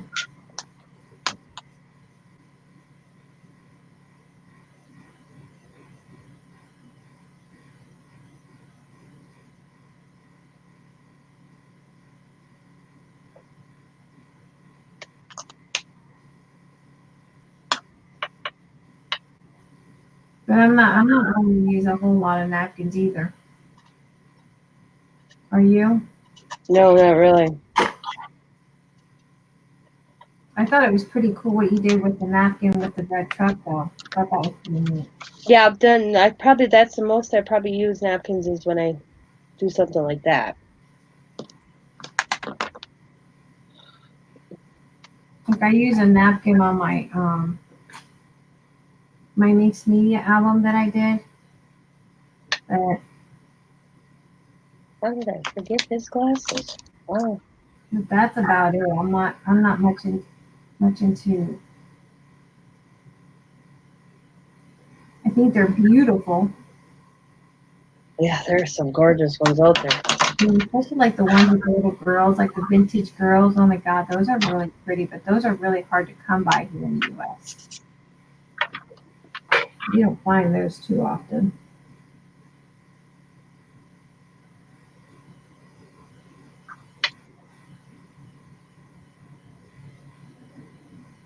Yeah, the botanical ones are really nice ones. The botany ones, oh my God, those are nice. The little girl ones are really beautiful. Flowers are pretty, but some of the ones out there that has been coming out, they're not so pretty. Like they used to have all these little girl images ones that would come from the UK. Oh my God, those were to die for. I never got my hands on one of those.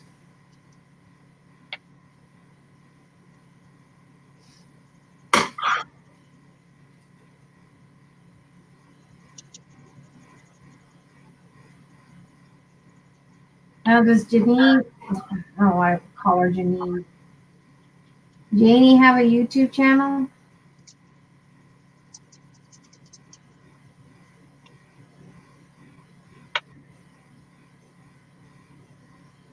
Janie, do you have a YouTube channel? Oh, Tuesday morning. Yeah, I've seen a lot of Tuesday morning, but I've never seen little girl imaging ones.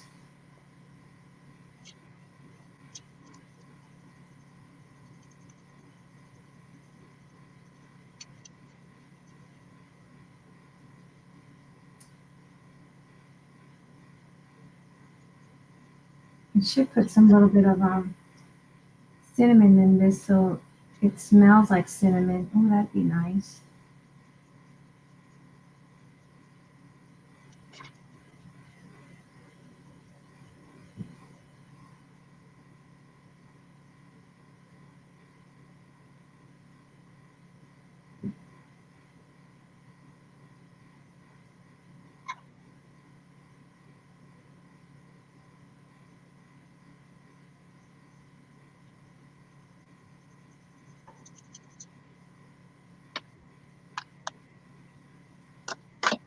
Maybe pies and first journal and clay series. Oh, you do? Oh, I'll have to subscribe to your channel. Check it out.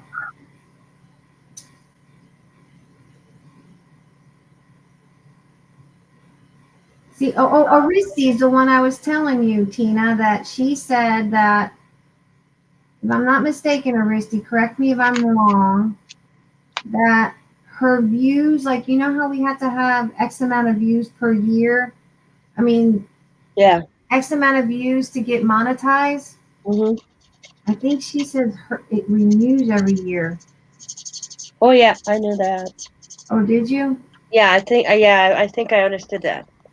Mine are good. I always got plenty of that. I didn't know that. I always try to keep mine 25 or up. So yeah, it lasts like 340 days, 365 days. Yeah. But you know what? It ain't gonna matter. 'Cause I just heard that they want to change monetization to 5,000 subbies to be monetized. What? Yep. Get out of here. Where did you hear that? Somebody's live. When? So if that goes in effect, I'm like, you know what? I hope they do it after I get my last $100. I'm at 91. I would have to sit on that until I get that. Yeah. They want to. It's like, are you kidding me? That's one way to. Uh-oh. That's what I keep saying. They want to weed out. I said I was going to do. I went on my channel and I said I was going to do that giveaway of that journal from Michelle Pipeling and some laces and medals as a giveaway to get at least 1,000 before January 1st, because I'm afraid they're going to close my channel down. And people were saying it was too confusing. Oh, how confusing is it to say, share it and comment on the video that so-and-so referred me to, to subscribe to your channel so that that person can be added to the drawing. That's not confusing, was it? Did you understand? Were you there when I was saying that, Tina? No. Oh. I came in after. But that ain't. Does that sound confusing? No.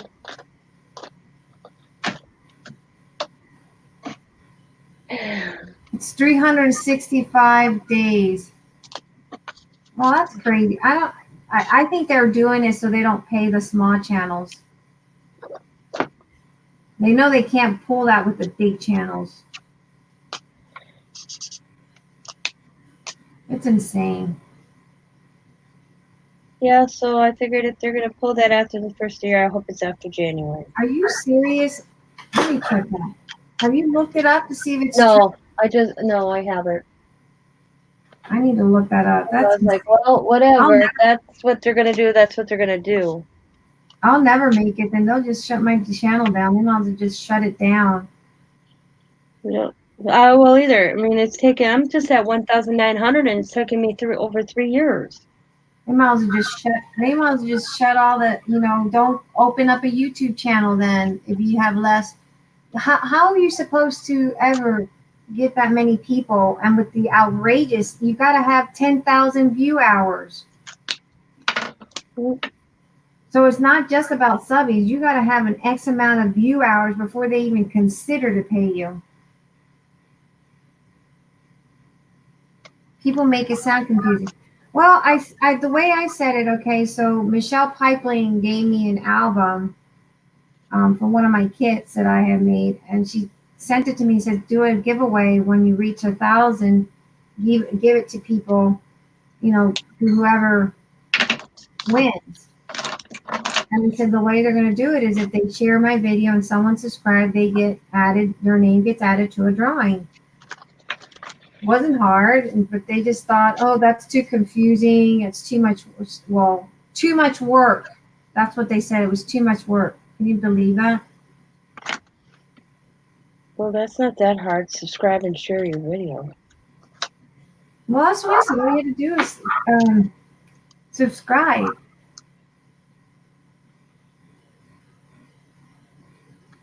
$4,000? It's 4,000 that we have to have now? Are you serious? 4,000 hours or 4,000 subbies? Or what? I think she's saying 4,000 hours. In the back of mine, it says I have to have 10,000 watch hours. That's what it said on the back of mine. And when I went to do help 4,000 hours, 1,000 subbies. Oh. I'll have to look because I think mine said 10,000 in the back, and I was trying to set up Shotty's and it said the same thing. She had to have an X amount of watch hours. Well, yeah, she's at 27K.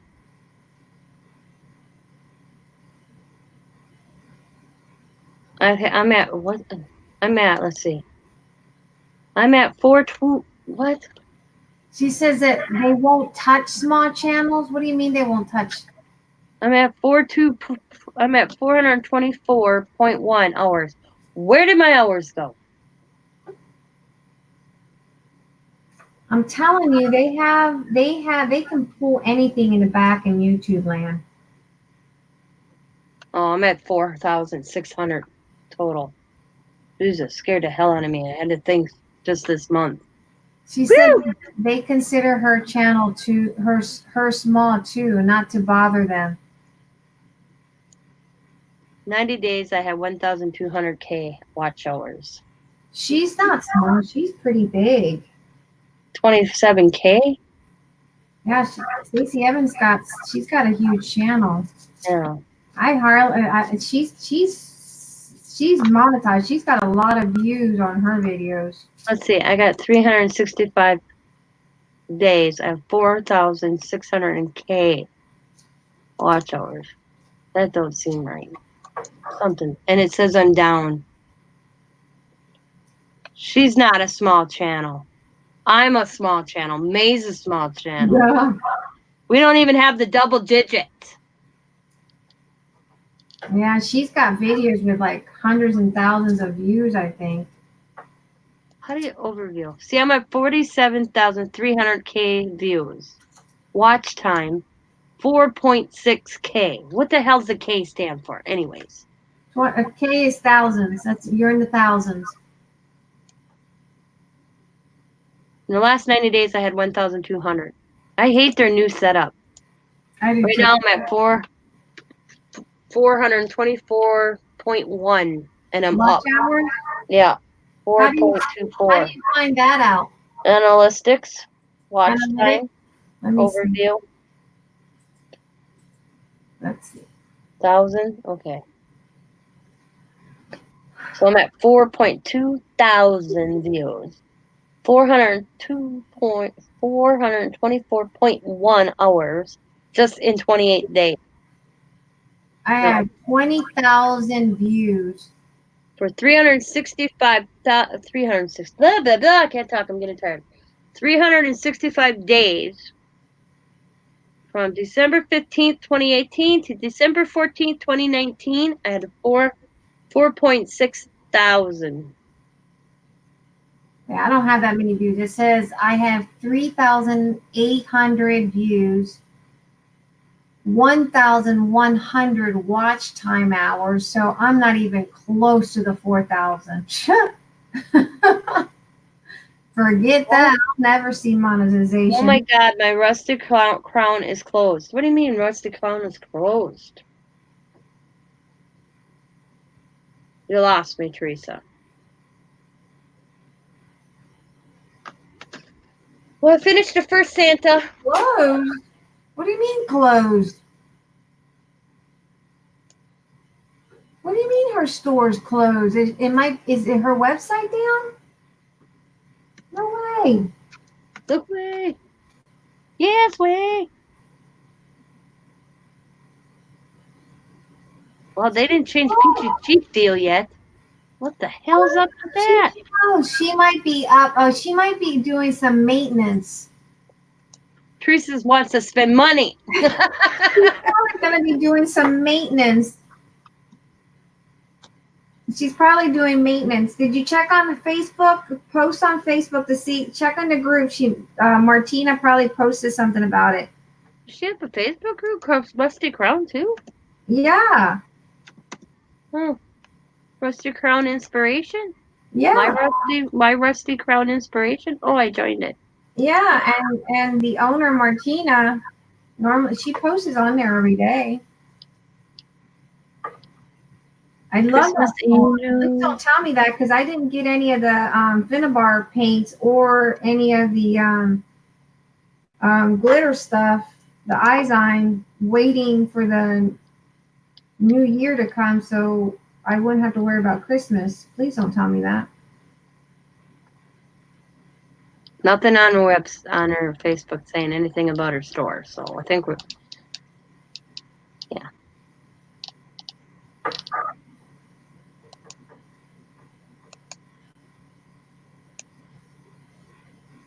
Yeah, my Rusty Crown opening store. Sorry, we are currently closed. We hope to reopen soon. Yeah, I saw it.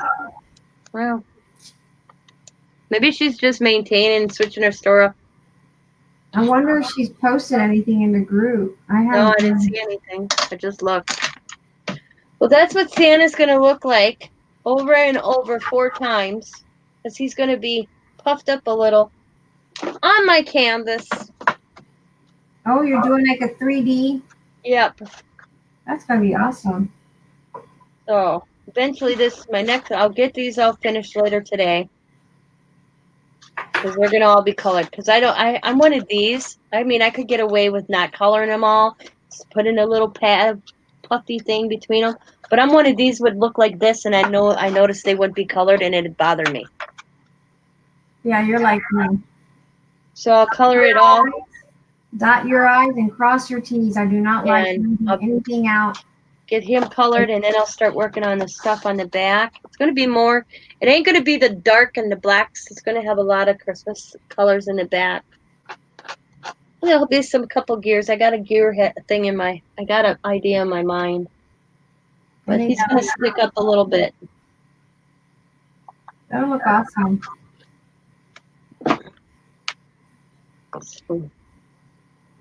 It'll be 80. Yeah, I always have to make sure everything's, I cannot leave anything exposed or not done right. I'm anal about stuff like that.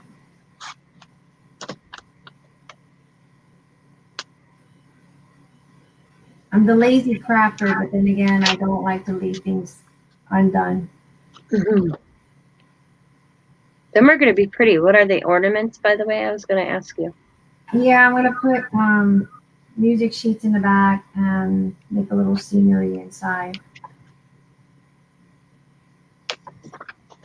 I think I might go ahead and sprinkle, make a little paste of cinnamon. Them are not sitting up here.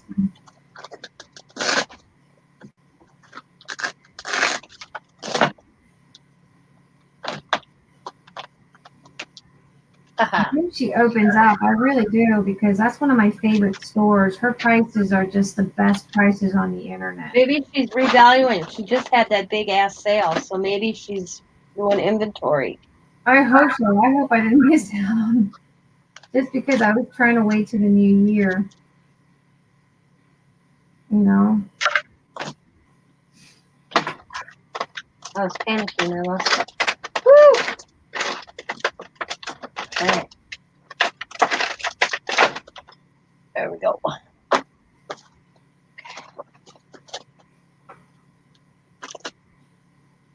Okay. So it's a cool. I want to play with my new stuff I got, but I might use that on some of this. My canvas. Cause look at that gold. Oh, that's gonna be awesome. That gold's gonna be nice on that canvas. Yeah, and then look at that shiny red. Oh, you will love it, Jane. Let's see. Janie. Oh, I want to call her Jane, Janie, Jeannie. Jean, That silver. Janie, you'll love it. She's Look got at the that best awesome price. green. Ooh, Like you can get Stamperia paper pad for 10 something. Right now she had the Prima mold for $7.99. the bronze, orange. She's got awesome stuff for really awesome prices. You can't, I don't think anyone can do their prices as far as I'm concerned. So I'm gonna eventually add some of this to my canvas. I can't wait. Well, she just posted on Facebook she was having all the Tim Holtz Christmas stuff on clearance. So it might be just a system error thing.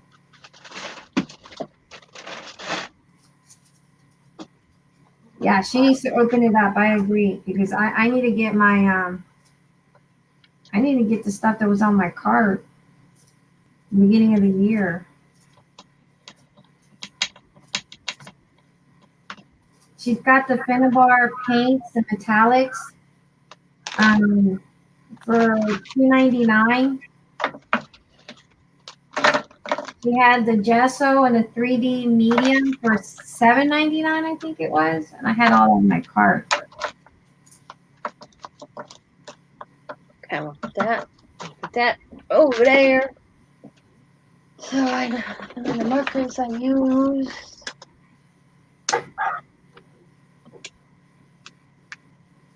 Next video I'll be doing. Oh.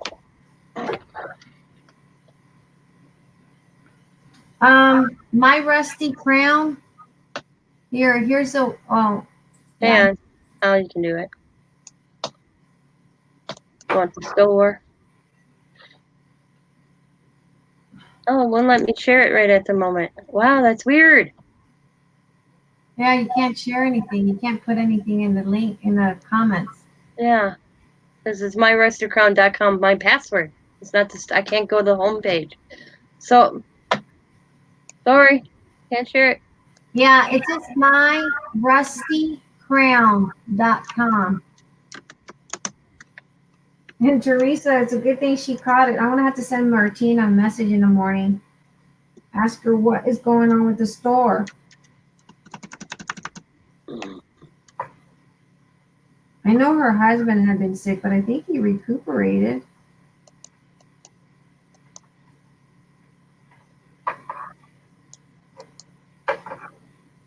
So many stores just closing. It's not even funny.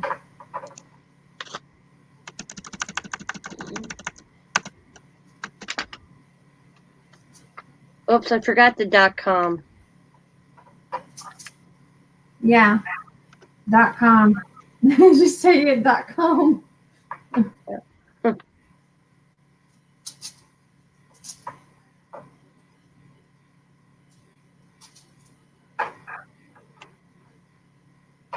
You'll like that store. It's a really nice store. And her shipping is fast. Like super, super fast. I could not get over how fast my stuff came. It's like before you put the order in today, and before you even blink, you already have it at your doorsteps. I was stunned. I know. It's like she's in California, so she ships super fast. I've always get it within 2 days. Yeah. I had mine within 3. Not even, yeah. Monday, and I got it Thursday. So Yeah, she's a fast shipper. She's got excellent customer service. And if you ask her a question on Facebook, she'll answer it. She's not like other business owners that just like ignores you. She's very sweet, very, very sweet. I've known Martina for the past 2 years, I think. well, May, I'm gonna call it because I gotta get some sleep here. Yeah, me too. I'm gonna let my stars dry up. Because I have that gift exchange I'm hosting at 2:00. At 2? Yep, we're doing our decorated boxes. It's only been sitting here for a week, teasing me. Poor Teresa, she's had hers for like 3 weeks. It is 6 a.m. here. Thank you, Jane. You're like, is it Jane or Janie?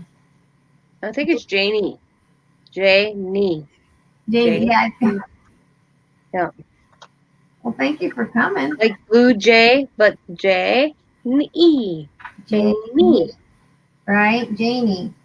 Yeah, see? Janie. I was good.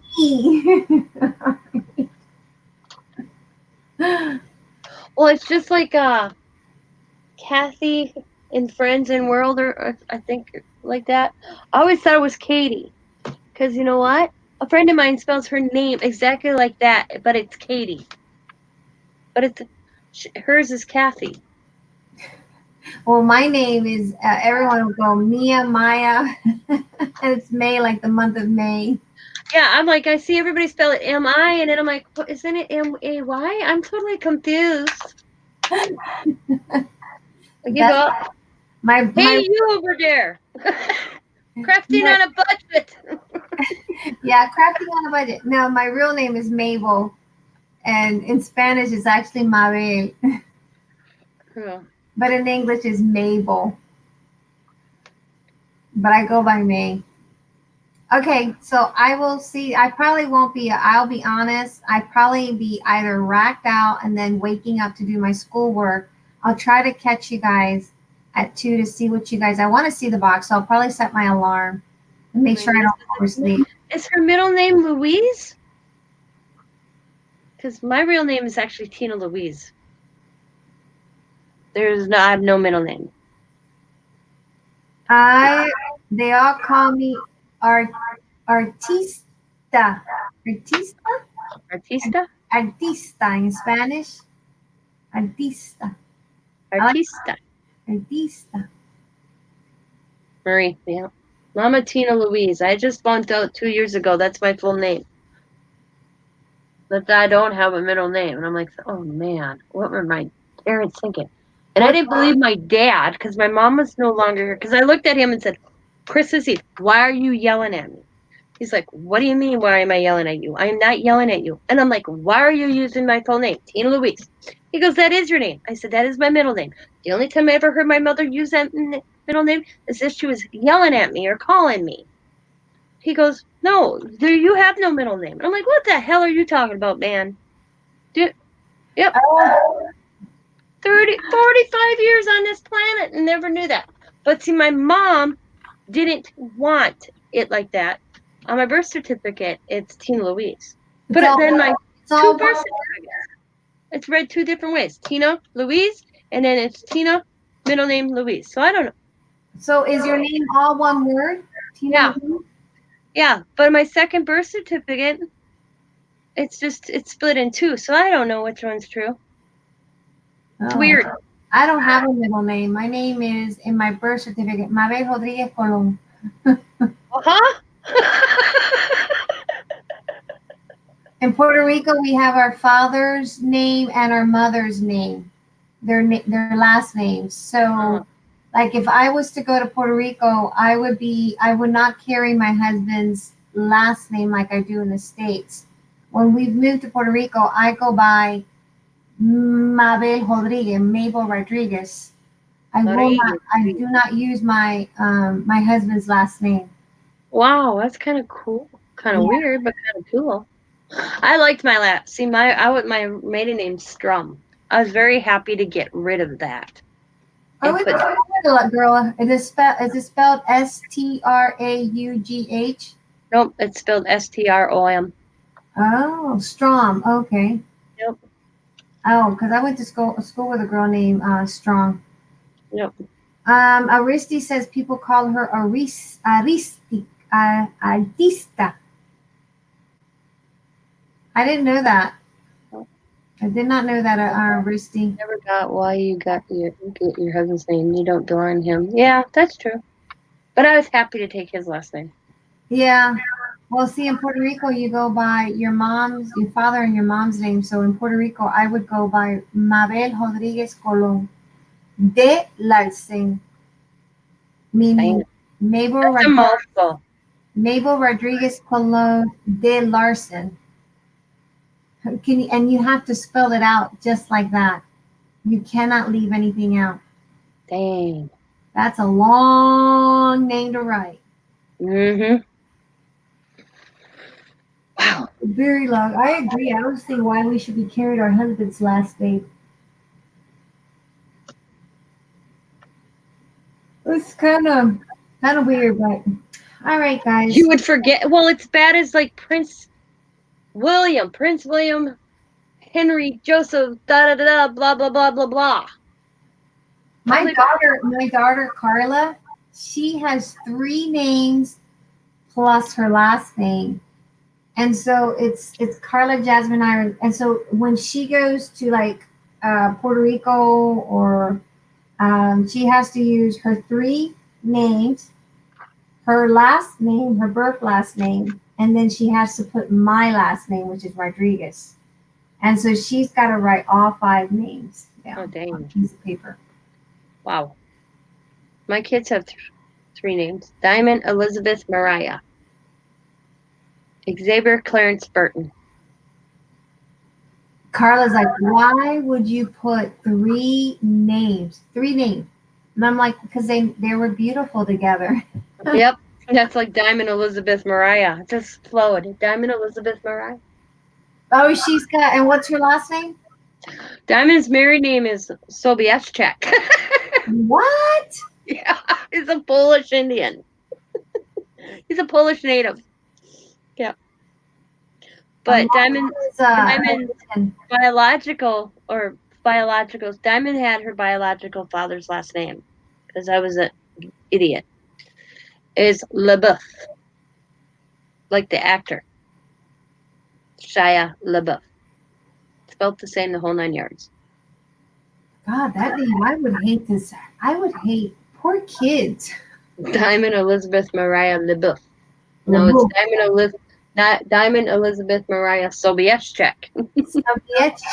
Good God, that's a tongue twister. Oh yeah, I practiced for 9 months so I'd get the spelling of that right. And now I still sometimes sit there and second guess. Peyton Nicole Sills. ESCZYK. There it is. What is it? Put it up to the camera. Sobieschek. Is that German? Polish. Sobieschek. Oh my God. Yeah. Before Allie was born, I sat there and rewrote that over and over so I knew how to spell my granddaughter's last name. And my daughter's last name. Did you pronounce it over and over and over? And she got Sobieschek.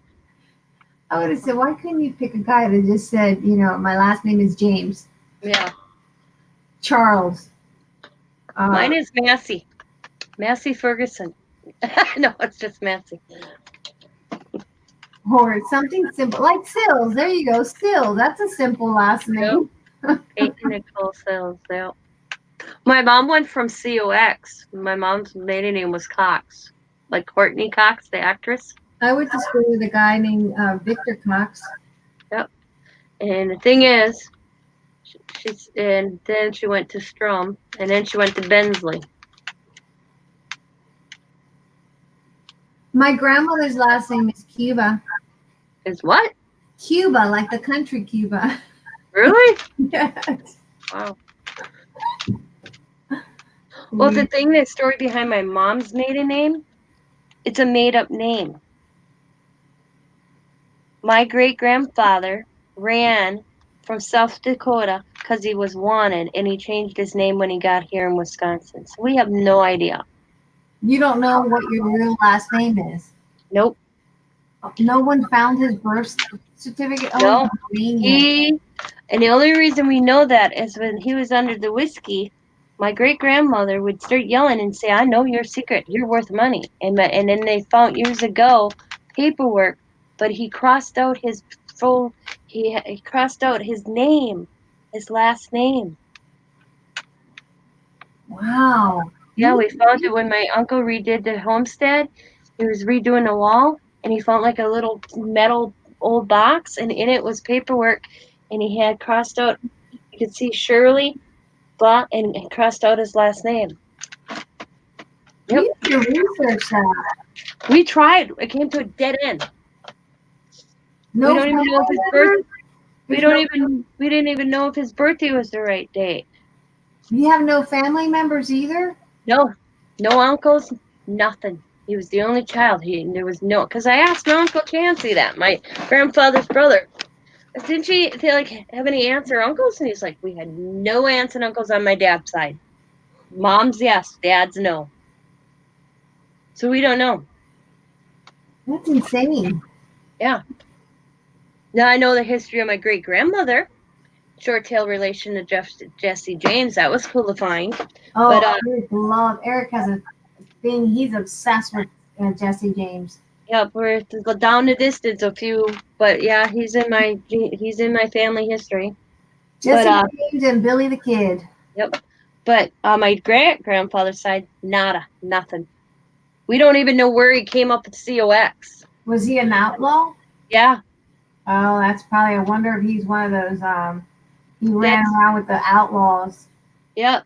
Because what we were able to get when they boys were my grandfather and my grandfather's two brothers, what they could hear was that he ran because he stole money from a bank out in the Dakotas. In North Dakota? Yeah, and all that. So it's like, but I couldn't, he was a tiny man. He could be Billy the Kid for all I know, because he was telling me like Billy the Kid. I said that to my mom once. I said we could have Billy the Kid. They never did find his body. No. But actually, there's a story here in Hyco, Texas. Well, in close to Hyco, Texas, there's a museum that has information because there was a guy that was buried in what's that town right next to Hyco, Texas? I can't think of the name right now. But a guy that said he was Billy the Kid. He just changed his name over and settled here. And he was buried in 15 miles from Hyco, Texas. So the museum in Hyco has a lot of his information, his gun and everything. And the resemblance of him to Billy the Kid is amazing. Is it? So they were going to do a DNA, extract his body. Mm-hmm. And do a match with the one in New Mexico, because New Mexico kept saying, no, that's not Billy the Kid. We have his remains here, blah, blah, blah. But then the New Mexico's like, well, we can't do it because of a flood. His body's no longer there in the cemetery, so we can't extract. So they were trying to get Billy the Kid's aunt, her DNA to match the body here. So that's where they are right now. Yeah. So no. There's a guy here that he died, I think, in his 90s. It was always hushed up. My grandfather. You probably need to research the outlaws and see who that pack was, because there's a big pack of them that ran together. Yep. And try robbed the bank and killed the man. That's all my my grandpa said he could hear them when they'd have little arguments. Well, But you probably need to go through the like the research libraries or something like that, the histories, and see who And- the outlaws were. Go through their names and see anything that may have matched up to like North Dakota, they South Dakotas, all that. all that. The thing is my great grandfather's maybe 3 pictures we found, 5 pictures tops. He would not let anybody take his picture. Can you scan that picture?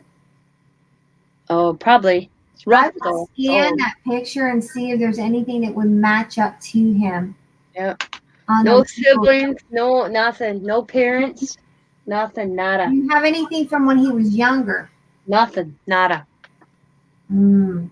Yep, nothing. My mom tried to research for years and couldn't find nothing. Yep. So, I would start with the outlaws. yep. But when she told me that story, I was like, "Are you serious?" She's Because like, "Yeah." maybe you know you have old pictures of him when he got older, but there's always something that resembles Yep. the outlaws when they were younger. That's what I said to my mom. He could look like Billy Kid because Billy the Kid was a tiny man. And she laughed. She goes, "No."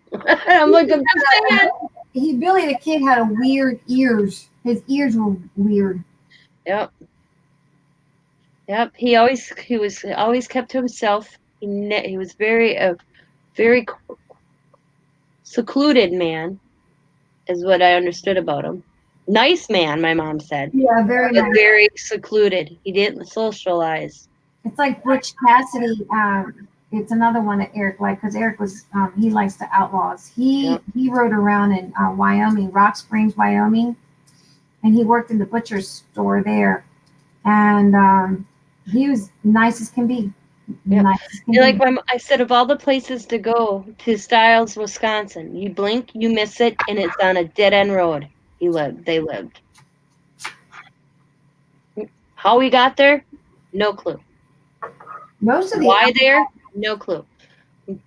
Finds a homestead on the Oconto River in a Catholic community, being we like my mom says, according to them, Methodist, but that was my great grandmother's religion, not his. How he met my great grandmother, I don't know. most of the outlaws they stole to help the poor. Yep.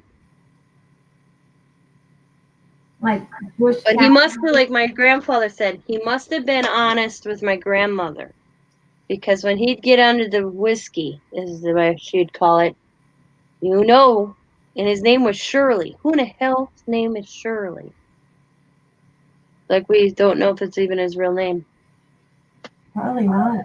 I would start looking through the outlaws. That's where I start. Because I told Mom, I said, they didn't keep death certificates like that. He could have found a tombstone somewhere that said Shirley Cox on it and made it. That sounds good. That's probably what he did. And it said such an odd name, Shirley. For a guy. But, look at Marion Wayne as in John Wayne. So back then it was, years ago, those names aren't weird like they would be now. But yeah, it was because I had to do a family genealogy and I could not. I come home and I'm like, Mom, I can't find anything on Great Grandpa Cox. She goes, you ain't going to. And I'm like, what do you mean I ain't going to? I found everything in my great grandmother, their siblings, where they were born, their date of death, the parents' date of death, where they were buried, the whole 9 yards. Nothing on my great grandfather. She goes, because that's not his name. I'm like, what, was he adopted? Because I'm thinking maybe he was on an orphanage train or something, She's like, no, he was an outlaw. And I'm like, what do you mean he was an outlaw? She goes, he's an outlaw. He ran in the Dakotas. Which one? I don't know. She goes, and that's just little tidbits that your grandfather and his Uncle Edwin and Uncle Chancey heard, but they would never do. Even after he passed away before my great grandmother, when they sat her down to just tell, she would not say a word. She says, that is dying with your dad and I, and that's the way it went. Never gave it up. Yep. I think that. And it was only when my cousin redid the homestead wall that we found the metal box that everything was black, like he scratched out his name. It was weird. Had their marriage license in it. Yeah, it was neat to find out. My cousin still has that. But the certificate that looked, which the guy at the museum said was forged. Yeah, that's weird. But I'm gonna let you go. I'm getting tired here. Yeah, I'm gonna jump in the shower, get all this stuff. Anyway, Thank you so much, guys, for being here. Yep. If you come back on at 2, I'll put the alarm to come and see, because I've been wanting to see those boxes because I saw you guys start decorating them, so I'd like to see what it came out to be. Teresa's been sitting with hers wrapped for 3 weeks. She's got more self-esteem than me. Oh my god! I sent it out right away. Wow. All right. Well, thanks for having me. Yep. Talk to you later. Bye, Euristy. Bye, Janie. Jamie. Bye. Goodbye.